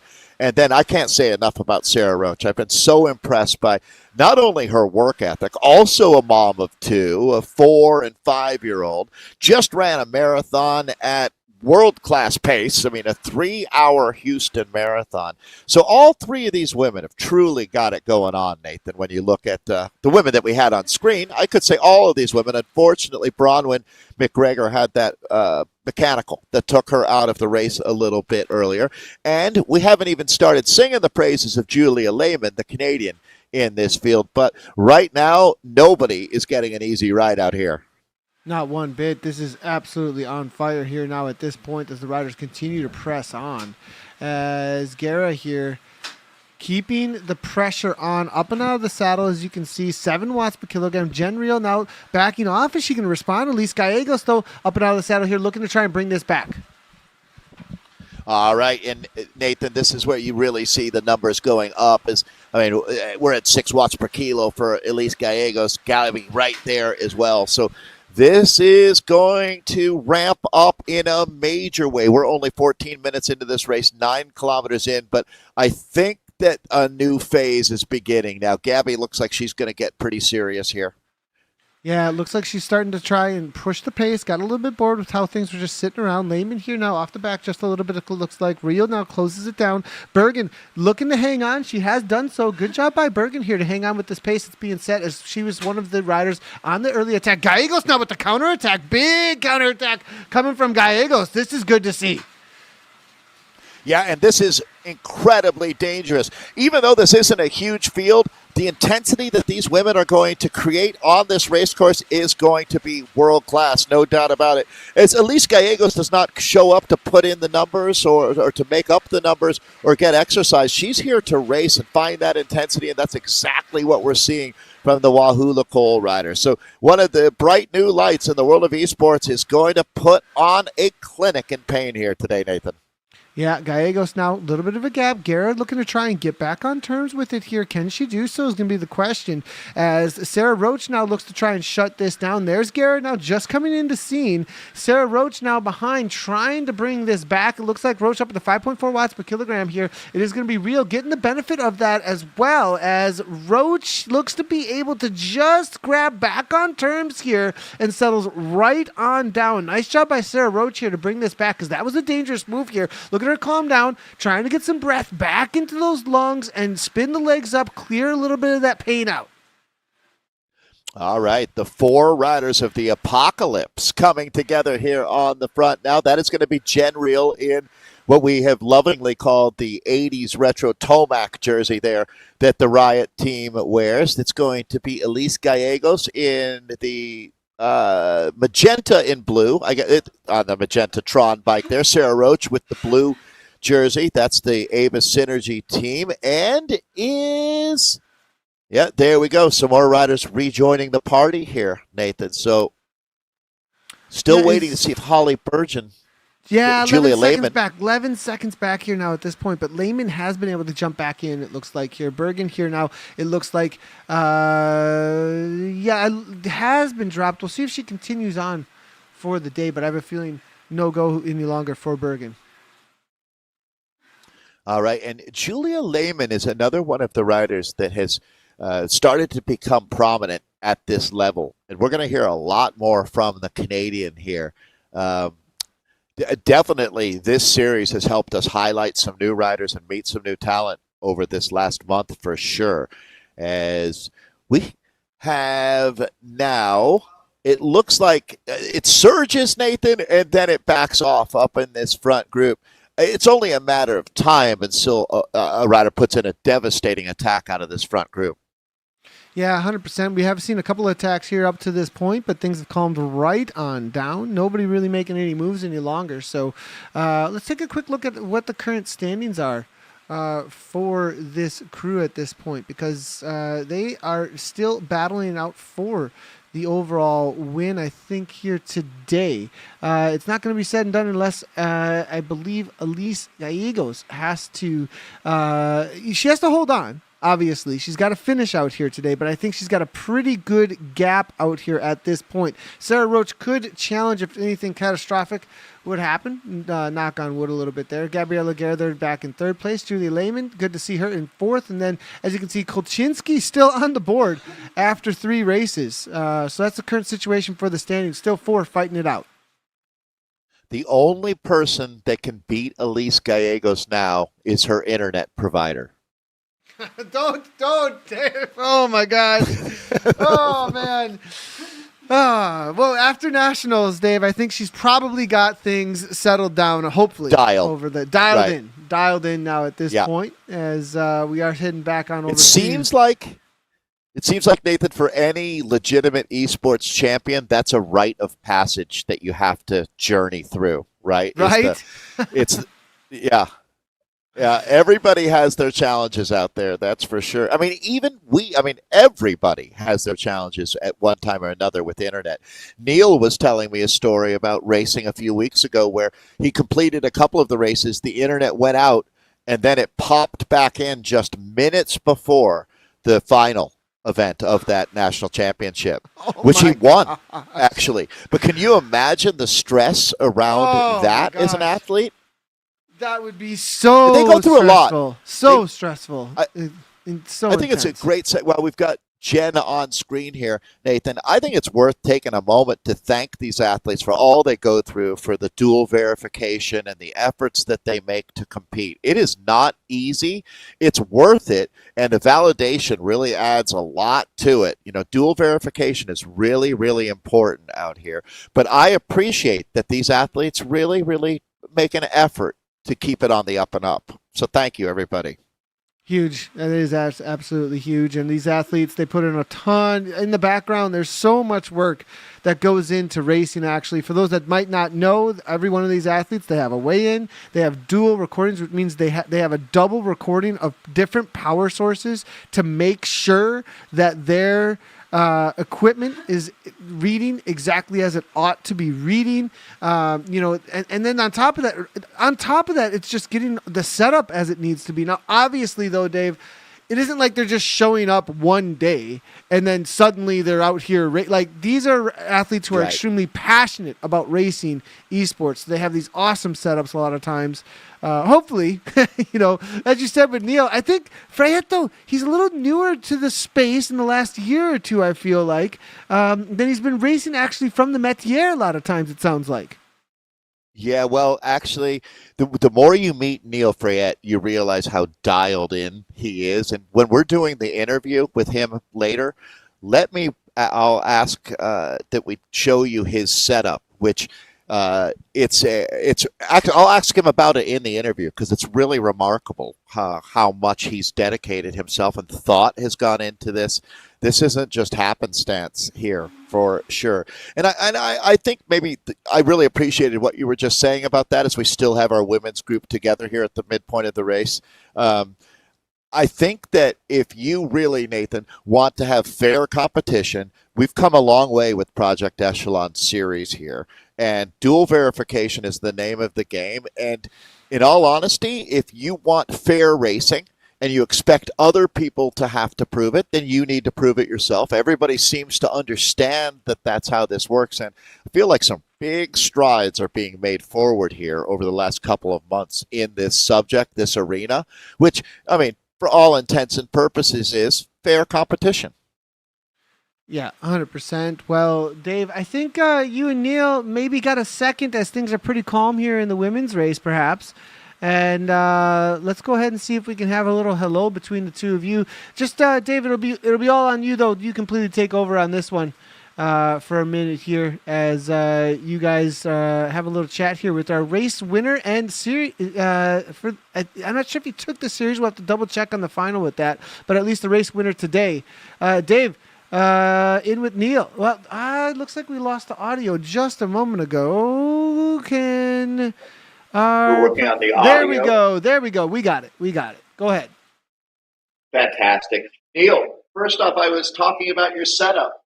What have we got going on here? Yeah, so we've got a kicker bike attached to a John Deere's cutting board, like a maple heavy-duty,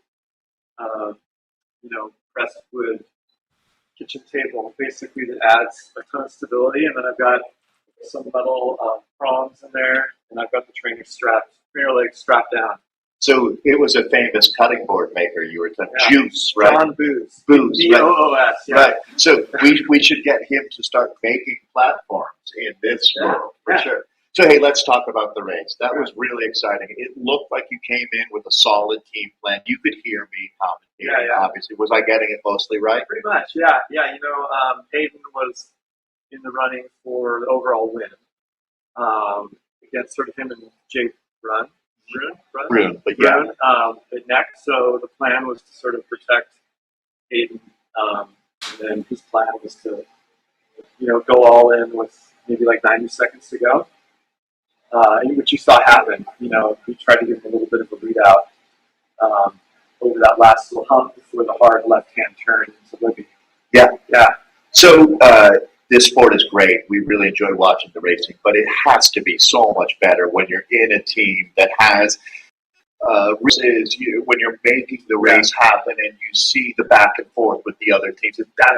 Winning is great, but that experience is what it's about. Yeah, absolutely. We were on the voice channel, and 6 or 7 of us all chatting and talking about who's going off the front, who's doing what. And that makes the racing so much more enjoyable. Yeah. It's also, we saw you racing on your porch in Queen Anne, which is, if you're not from Seattle, there's some really distinct regions. You've got your Queen Anne and your Wallingford and U District. We're on Capitol Hill, which is sort of the arts district of Seattle. But this facility, you come here a lot, and it was fun watching some of your friends and premier teammate members coming down and cheering you on. This is really an interesting connection of virtual and real life. Yeah, absolutely, Yeah, the owner's here, friends of Swift's CEO, who brings his bike here to get worked on. I think it was here last. It's here right now. Yeah, maintenance or something. Yeah. That's Kurt Beidler that we're talking about. Who's the one? Yeah, there's 2 CEOs, Eric Main and Kurt Beidler. And Kurt is a client here at FTA as well. Yeah. So it's probably know more than I do. On that one subject, right? But so in the finale, when you're a track and field athletics background. Do you dig deeper in this format? I can only imagine when you're kicking in an 800-meter event. Is it similar? Yeah, I would say the lactic acid is kind of similar to that last climb, Libby. Where like you're just 30 seconds and your legs are numb and you're kind of relying on muscle memory and you're just trying to get through it. Do you get tunnel vision? Not so much. Okay. No, If my head's down, I'm like, zone. So. Yeah, and so when we look at that finale here today, did you feel that you had the momentum in the last 200 meters? Did you feel it coming to you? You know how races can be that way? Yeah. And then it starts to build on itself, right? When you feel you can win, then you get that extra 10 watts. Yeah, I watched a bunch of previous races on YouTube. One where Freddie Ovett won maybe 2 years ago. And I just was kind of watching what he did, which, he kind of was in the back of the group, and then coming around that final hard right-hand corner, he just accelerated, I don't know how he slingshot it off of that. Perfect. So that's kind of what my plan was. I didn't care about the overall series win because that wasn't an option for me. So I just wanted to go all in that last 30 seconds and try to pick off whoever I could. So. Okay, great. I'm really seeing this from you. You're checking all of the boxes. You're committing to making the physical effort. You're doing the hard work with dual verifying and all of that. Is Zwift Games the next step? You've got the form. It's only a little bit further out. Zwift Games, I'm in. Yeah, it should be fun. I think you might take it. For it. So, good. I don't know. There's some big guys, big guns. Yeah, racing and all those, and it's so specialized. The Zwift Games, the climbing series, the sprint series. So I'm not quite sure where I fit in there, but I'm sure I'll have fun. And you know what I love too? If winning the Zwift Games was easy, it wouldn't really be that compelling, right? And the fact that it's a massive challenge is what keeps your juices flowing, right? Right. Great job, man. It's good to see awesome you. that you're in Seattle. Oh, thanks. Right on, Neil. I'll look forward to seeing you a lot more. All right, Nathan. We're back to you with the racing, as you can see. That's a nice setup you got there. That's a great setup you got there. I'm absolutely loving it. Alejandro in the background helping out with the camera work. We've got the whole production crew. Great to see. Good job, everybody. And great to hear from Neil as well. And the women's race, we just saw a little bit of action kicking off here just a moment ago, actually.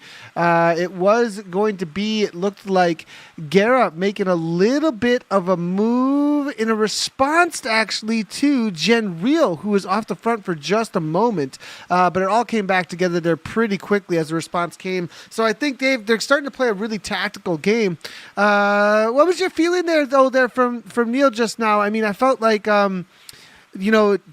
pretty focused Zwift-specific racer for sure to be taken down. I mean, second at U.S. Nationals, just off of that national championship against Brian Duffy Jr., and now taking this final series race down up against Next eSports. He got set up, but Next, they had the numbers out here today. Dave, Neil's a serious contender, I think, in this space for North America. Well, I have to think for Neil, the victory is that much sweeter knowing the quality of the competition out there. And, I mean, you can take, in about 5 minutes of meeting a person, you can really tell a lot about them. And Neil is a true professional. I have a feeling there's nothing in his life that he does that he doesn't take to the level of excellence. So I can tell that I'm around someone who's going in the right direction. And I'm anticipating great things in the future for him in esports. There's no question that he's committed himself. And it's like that book, The Alchemist, right? When you truly, truly commit to something and you go all in, somehow the world will support you in that. And I think that's what he's found. It's a beautiful thing. It really is why I love sports so much, is seeing people get the best out of themselves and elevating other people around them. That's why we do this, for sure. Or we could just go exercise all day. Right? But this is much, much more fun. Well, things pretty calm here. Maybe just out exercising today at the moment for the ladies, as I think they're keeping things, their powder dry, as you would say, and waiting for the later half of this race. But Dave, your race winner for the men, that's exactly what happened, wasn't it, Dave? It was just kept it super calm all the way till the finish line. I don't think we saw Neil at one point a little bit, a little bit worried for a moment, it looked like, with Zach Neer. We did see him punch on the front a little bit, and I think a lot of the resources of the team from restart had been used up at that point. There wasn't a whole lot left, and so I think some of it was, he actually had, Dave, he had to close it down to them and then somehow recover the moment they hit Libby Hill. They were off the front, actually, with Pucker's attack, so definitely a big change up there. And, that even speaks more to that win out there today. Well, his comment about Freddie Ovett and the people who do the 800 or the 1500 in athletics, that might be the most painful event that you can participate in. If you can do that, and really finishing on Libby Hill is like finishing a 400, 800 meter event. You're in as deep as you can be. And yeah, absolutely. It's fascinating when you look at what it takes to be successful out here. I'm going to predict, Nathan, that the winner of the race that we've got on screen, that woman will be alone when she finishes. That there'll be more than a think 5 so? second. That's my guess. I think someone's going to roll the dice and commit out of this group. 20K in, 13K to go. Yeah, there's a woman in Wisconsin that has a lot of ambition. That's for sure, that I'm aware of, by the initials GG. And I have a feeling that Brazilian might light a rocket out here today. Well, things obviously looks very pretty calm. Looks like everybody's Yep. texting. A little bit of communications happening here. I want to know if, Jen's texting out teammates talking to each other, perhaps from I mean, this is definitely, I think, the time that the planning is going to be happening. Is Gallegos texting? She's just laughing. No, she knows. She knows that they're all laughing now. This is a great group of women. You know, the thing is, we have some new productions in the background here too, and the ladies can hear us during the broadcast now a little bit. So maybe we're gonna have to mute. We're gonna have to mute the mics so that they can't hear us any longer. Giving them all top secret information. Oh no!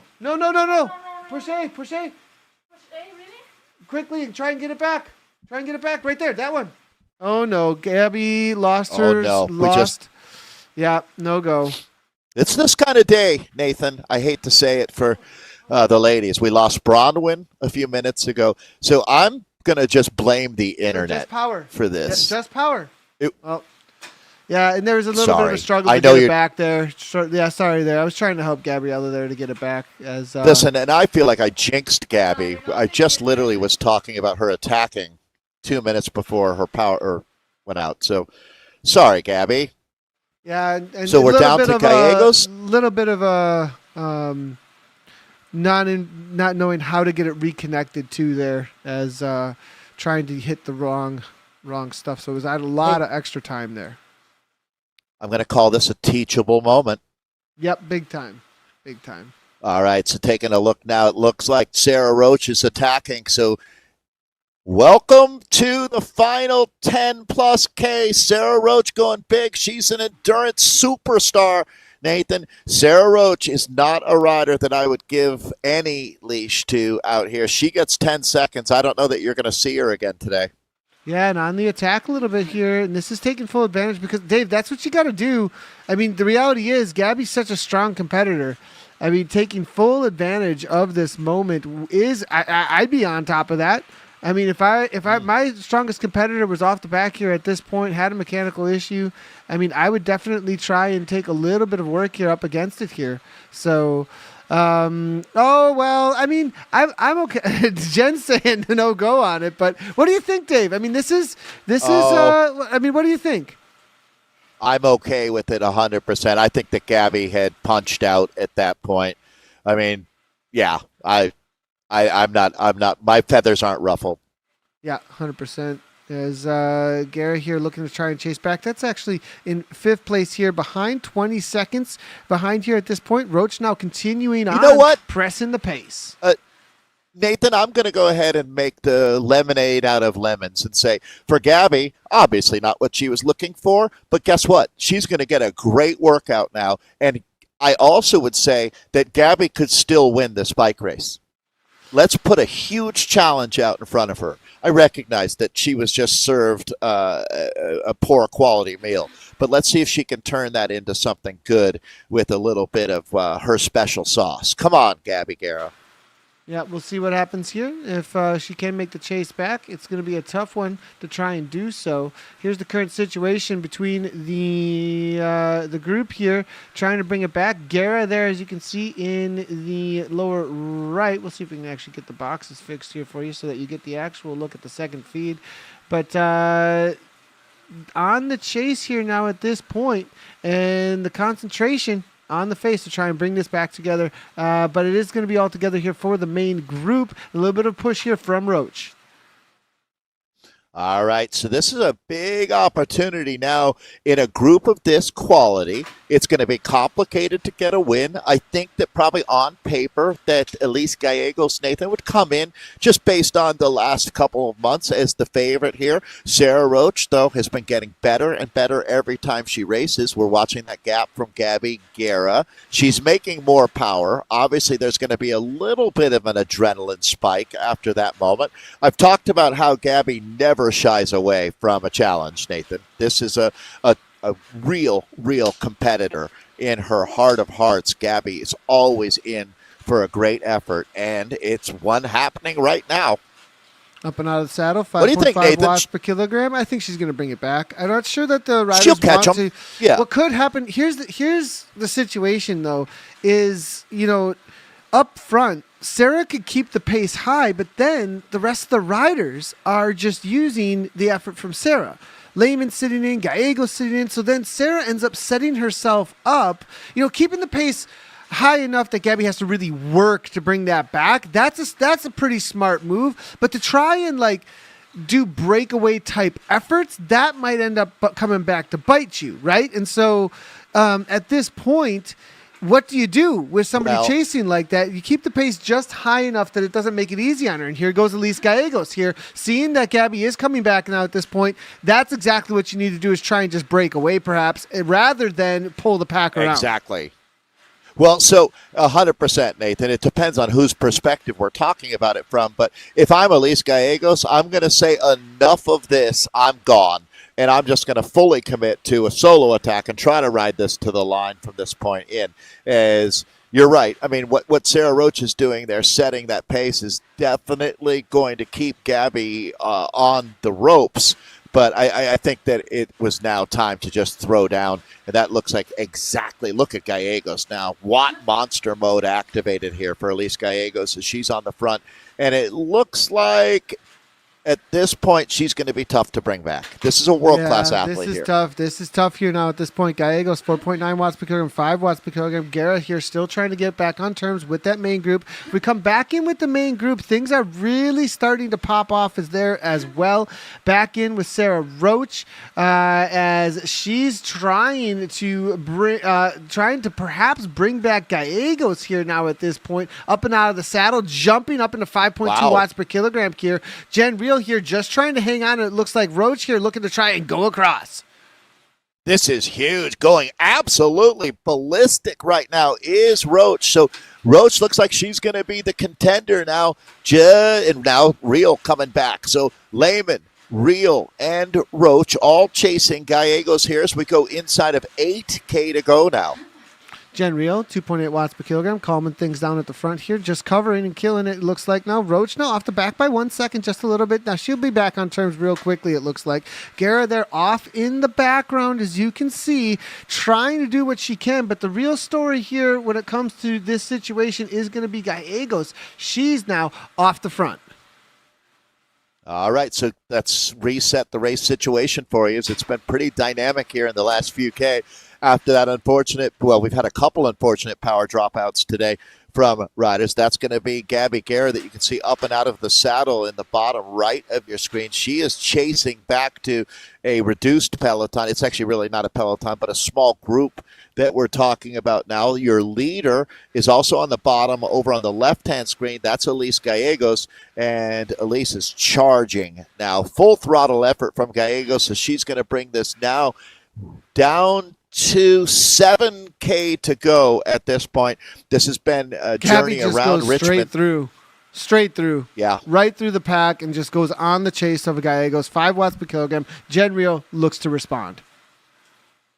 All right, so we talked about how there's going to be that adrenaline rush, and Gabby should be able to ride that out all the way to the finish here now as she's really, really committed.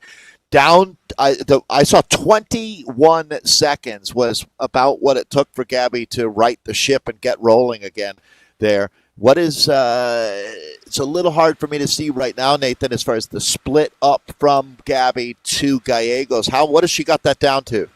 It's down to 12 seconds now 12, at this point. Yeah. I mean, but Gallegos She's is halved matching it. pound for pound here at this point.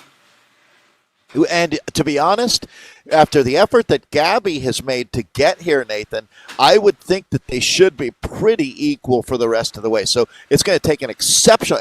This is where Gabby needs some help. She's gotten back to the chase group. If they are willing to start taking some pulls, she's got a chance to make that catch, but definitely advantage Gallegos. Down to 11 seconds. These little punches here from Gabby, she's really working. This group just able to sit in. Look at the power differentiation here. Jennifer Real here is 5.7 now, 4.7, 5.0.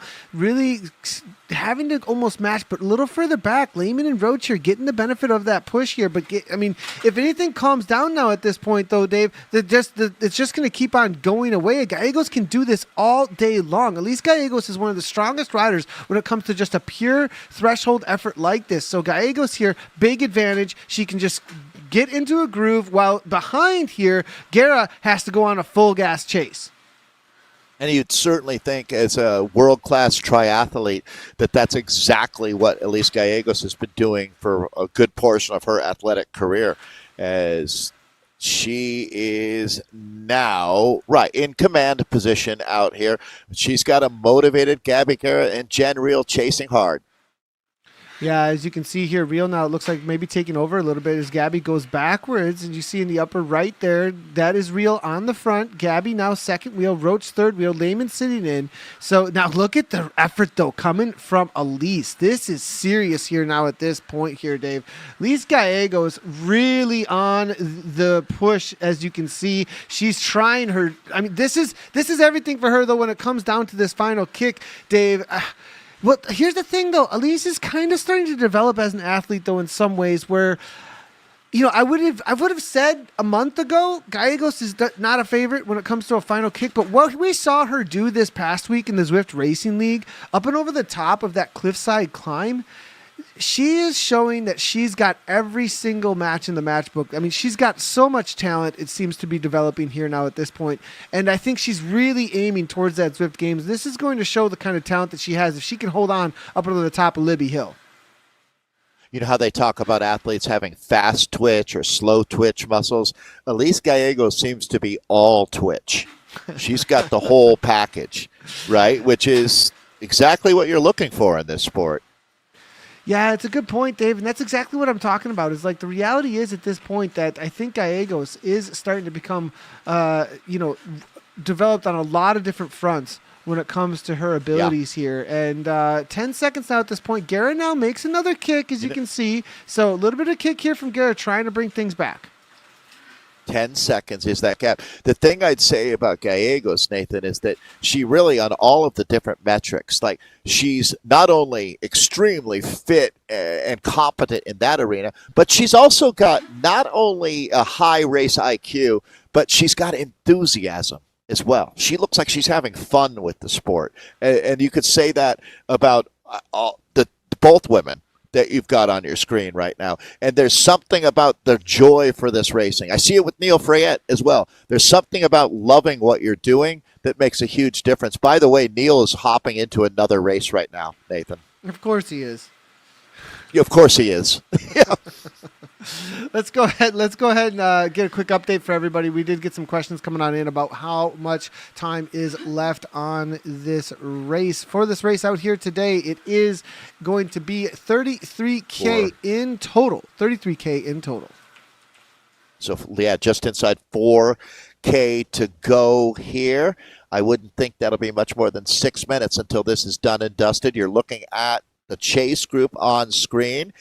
I'd love to see Julia Lehman get some big results, and that's only a matter of time as she's riding here and sitting nicely tucked into this group. And she's been smart about things, too, talking about the Canadian, Nathan. I bet you her TSS is lower than most of the other riders, her average watts per kilogram throughout this event. So these are the four that I don't want to get too far in front of my skis, but at 12 seconds now and 3 go, I think that they're riding for the silver medal in this group. Yeah, I would love for them to prove me wrong. It's going to be tough. I mean, the reality is the way that they have to ride into the bottom of that climb, it's just going to be... There's going to be so much energy that has to be expended to bring back 11 seconds, and then you're not going to have the kick. And it's the same with the Gallegos. So it's kind of this it's right on the edge there. Like, how much do you have to put down in order to bring this back? Can they work together? They're not really working very well together, or perhaps can't really put down the effort, perhaps. And Gabby here, I think at this point, is just trying to get away because she wants a higher pace, actually, than is willing to be put on the front. If you could get all four of these athletes to sign paperwork saying that they would commit to doing their fair share of work in this group and everybody lived up to that commitment, maybe they could make the catch, but that's just not a real world scenario. Yeah, 100%. As you see Gabby here now again, kicking up into 5 watts per kilogram, 44 kilometers per hour, brought back another second. She's almost within striking distance now at this point. She can actually see Gallegos, but now Gallegos kicks to 7.8 now, Dave.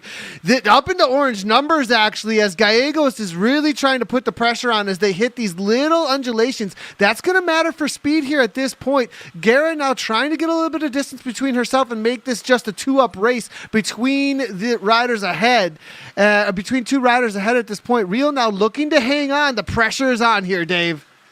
Got to give Gabby Guerra a ton of credit for making this into an interesting bike race, that's for sure, as Gabby Guerra is absolutely charging into the finale. And it's a good thing that Elise Gallegos has got amazing endurance because she's going to need everything she's got in the tank, as Guerra is not going to just let this one roll away. You can see the response coming now from Sarah Roach, the rider in blue there, trying to close this down. That's a big moment in Sarah Roach's career as Gabby Guerra comes in as one of the greats in the sport. Sarah Roach wants to be one of the greats, and she is definitely making some big steps forward here as these 3 women are going to make that catch. So 4 riders back together now, remembering that you've got Elise Gallegos still up the road, and they're going to run out of real estate pretty quickly out here, Nathan. They're down to 1.5K to go from the perspective of the chase. Well, actually, from either perspective now, we're inside of 1.5K of racing remaining.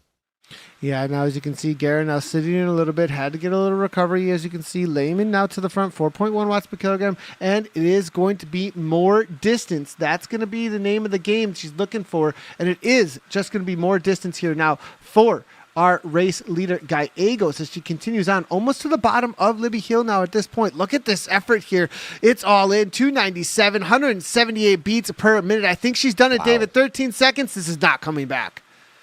All right, and you get a good look now at really one of the most interesting kilometers that exist in bike racing today.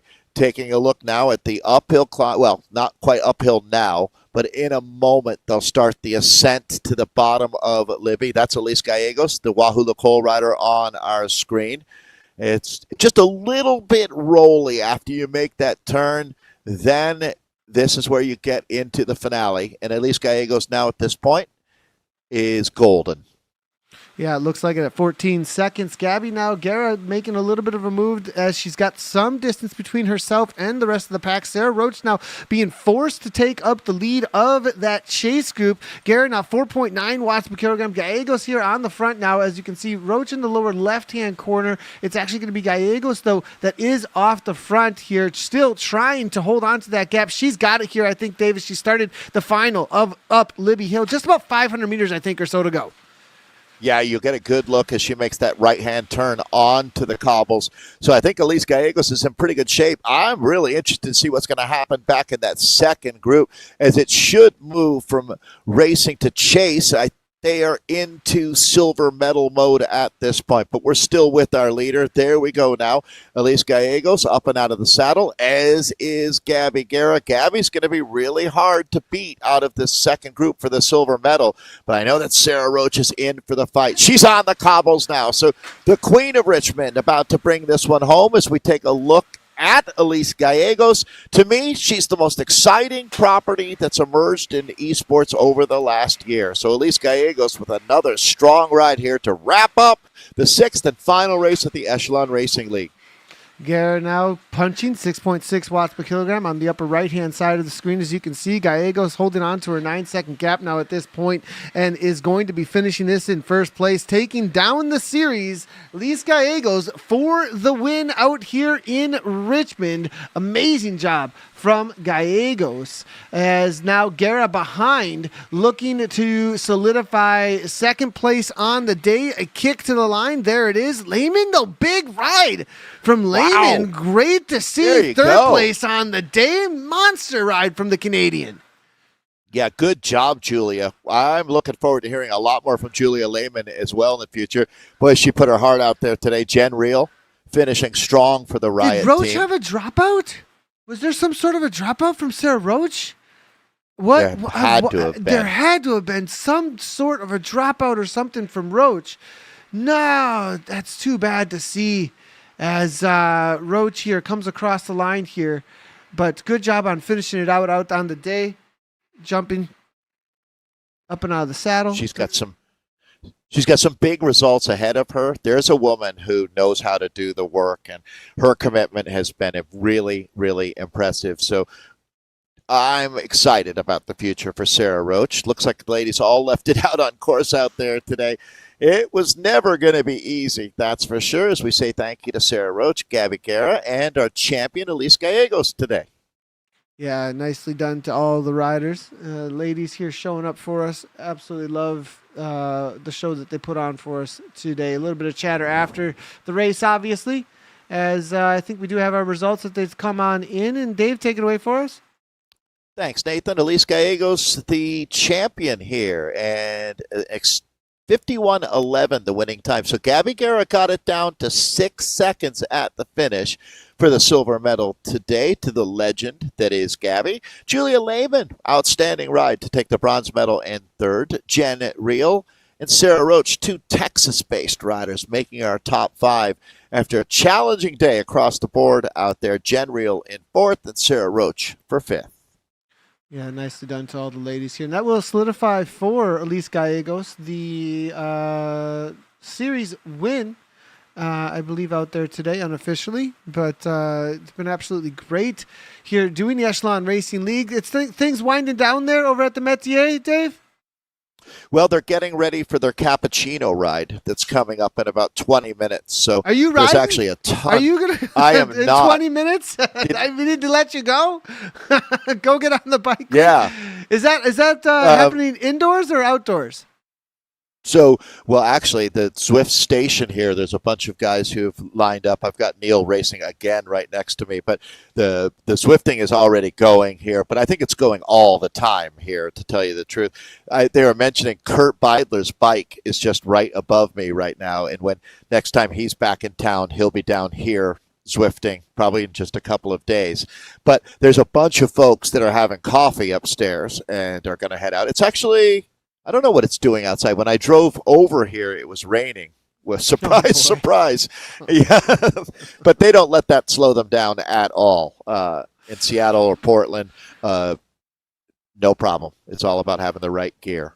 Right on. Well, let's see. Perhaps if Elise can hear us. Elise, are you with us? Can you hear us okay? Let's double check here. Yeah, we got you, Elise. Elise Gallegos, nicely done there. Nice little breakaway. Kind of, I think that's one of your favorite situations to be in is off the front. We've seen it a couple times now, and it seems to be working out for you with these mid-race, late-race attacks to stay away. Yeah, I didn't know what to do. I didn't know if I should wait for Gabby. So I don't know. I'm sorry, Gabby. Nobody should wait for Gabby. No. Waiting for Gabby is a disaster probably at the end of that race. We were texting the whole time, and I was literally, I don't know what happened. So I was looking forward to setting a new 30-second, 1-minute PR, our personal best up the climb. But I'm happy for the win. So it's been a fun series for sure. Yeah, nicely done. Taking the series down. It's been a great battle between a lot of women. That was the theme that I think we've noticed here is we've found, we've got some old school OG Zwifters, and then we have this a lot of new discovery of talent, you being one of them. What has that been like, being in and amongst this entire group of women? It's really cool. Actually, Gabby and I were texting. We were just trying out I don't know much about Zwiftcraft. I know y'all have talked about it a lot. I really look up to so many of the girls, especially in Grand Prix. So like Daniela Estrate is like my goal Zwifter. And so like I was just trying to like hang in the back at whatever pace we were going just to see how many like watt per kg lower I could get. And so I'm just learning as I go, and I'm thankful to race against these like legends of people, and yeah. Right on. Well, Elise, thanks a lot. Go ahead, Dave. Oh, I was just going to say, Elise, that's extremely cool to hear. The challenges. How would you compare the morale you feel? That's maybe not the right word, but the excitement, or how much do you enjoy esports compared to triathlon, which you were so heavily in? Are you having fun with this? I am. I mean, it's like from my own home, it's an hour and a half max compared to like Ironman's 9.5 hours. And, you know, you can't walk for like a week. So, yeah, this is really fun. And just mentally, there's so much more to it that people don't realize, just with the aerodynamics. And I don't know, I love it, physics of it all. So I'm just learning so much from it. And I don't know, it's a fun challenge. I really think I hope more Americans get into it. Well, it's absolutely, that's a good. Oh, go ahead, Dave. Sorry. Oh, I'm sorry, Nathan. But I mean, in all honesty, Elise, I'll leave it at this. With your energy, and Neil, same thing here, you folks are setting a standard that is fun. It's competitive, but you guys have a blast doing it. So keep up that energy. It's really cool for us to get to commentate on these races. We have an absolute blast watching you do what you do. Thank you. We appreciate you guys. Yeah, thanks, Elise. Absolutely awesome. Well, Elise goes, and Dave, I like what she said there, looking to get more ladies involved, more people, because I think people see this and go, whoa, wait a second, what's happening here? Like, she's obviously from home right now, racing at this level, gaining this entire community of competition that also pushes each other on. It's pretty cool to see, actually. Well, she summed up a lot of the bullet points that make so much sense. The economy of time, the amplification of fun, the fitness that comes along with that. It's a win-win-win. And not only more women, but I wouldn't mind seeing more Americans like Neil competing in this sport as well. I mean, coming from that perspective, this is Project Echelon Racing League, and it's a little bit more of a North American. I realize our audience is worldwide always, and I love that. But, this is a sport that it's not easy. The challenge is immense. But because of that, the satisfaction that you get when you find success in this sport is incredible. And it might be a virtual sport, but everything else is real. 100%. Well, everybody, that's going to be it for us and the Echelon Racing League for the first league of this Zwift season. We'll see what the plans are coming down the road. I hear there's going to be plenty coming down the pipeline. We've got plenty here still at Zwift Community Live, though, for the rest of the indoor/Zwift season. So if you haven't done so already, head on over to ZwiftCommunityLive.com. You can find our YouTube's links over there. We've been live on Twitch, YouTube, Facebook, and Twitter. It does help the channel out a lot, and you do get notifications anytime that we do go live. We'll be back at you for Z Racing on Monday. If you want to jump into the Z Racing series, it's a ton of fun as well. And then obviously Zwift Racing League and some lead-in to Canadian National Championships, actually. So plenty going on here, Dave. It's nonstop here over at ZCL, isn't it? It sure is, and I love it. Thanks for all your hard work. Last thing on my end to add is here on Metier, which is right in Capitol Hill on Union in Seattle, at 4 o'clock local time. So that's what matters, because if you're local time, you're here. And that would be a gathering with myself, and I know Mike Sayers, the multi-time U.S. Olympic and World Championship Director Sportif, who works with the Metier crew here, will be joining us, along with the legend himself, Todd Harriet, who put this whole thing together. It's really, really impressive. If you've never been before, come down and join us. We're going to have a great talk about cycling and how we arrived here with esports and what the drop bar is all about, which is the world's first of its kind virtual gathering space for the community to ride on Zwift.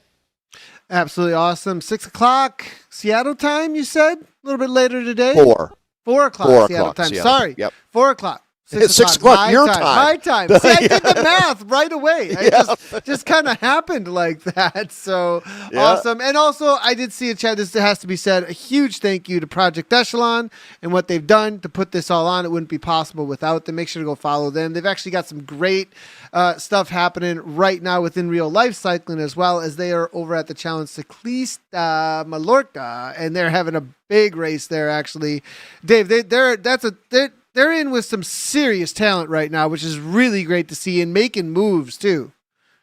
It's not a world tour event, but it is basically a world tour event.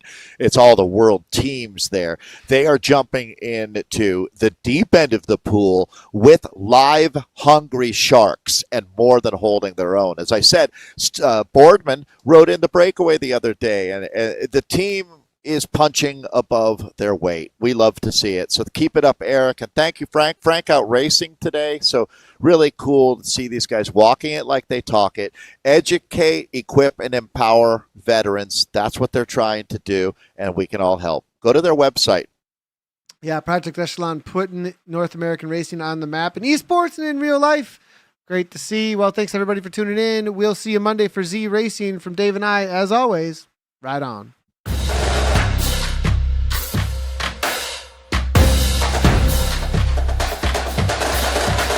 Zach Nair is absolutely, this man is focused. He is locked and loaded. This is not a drill. Big time bike racing is back.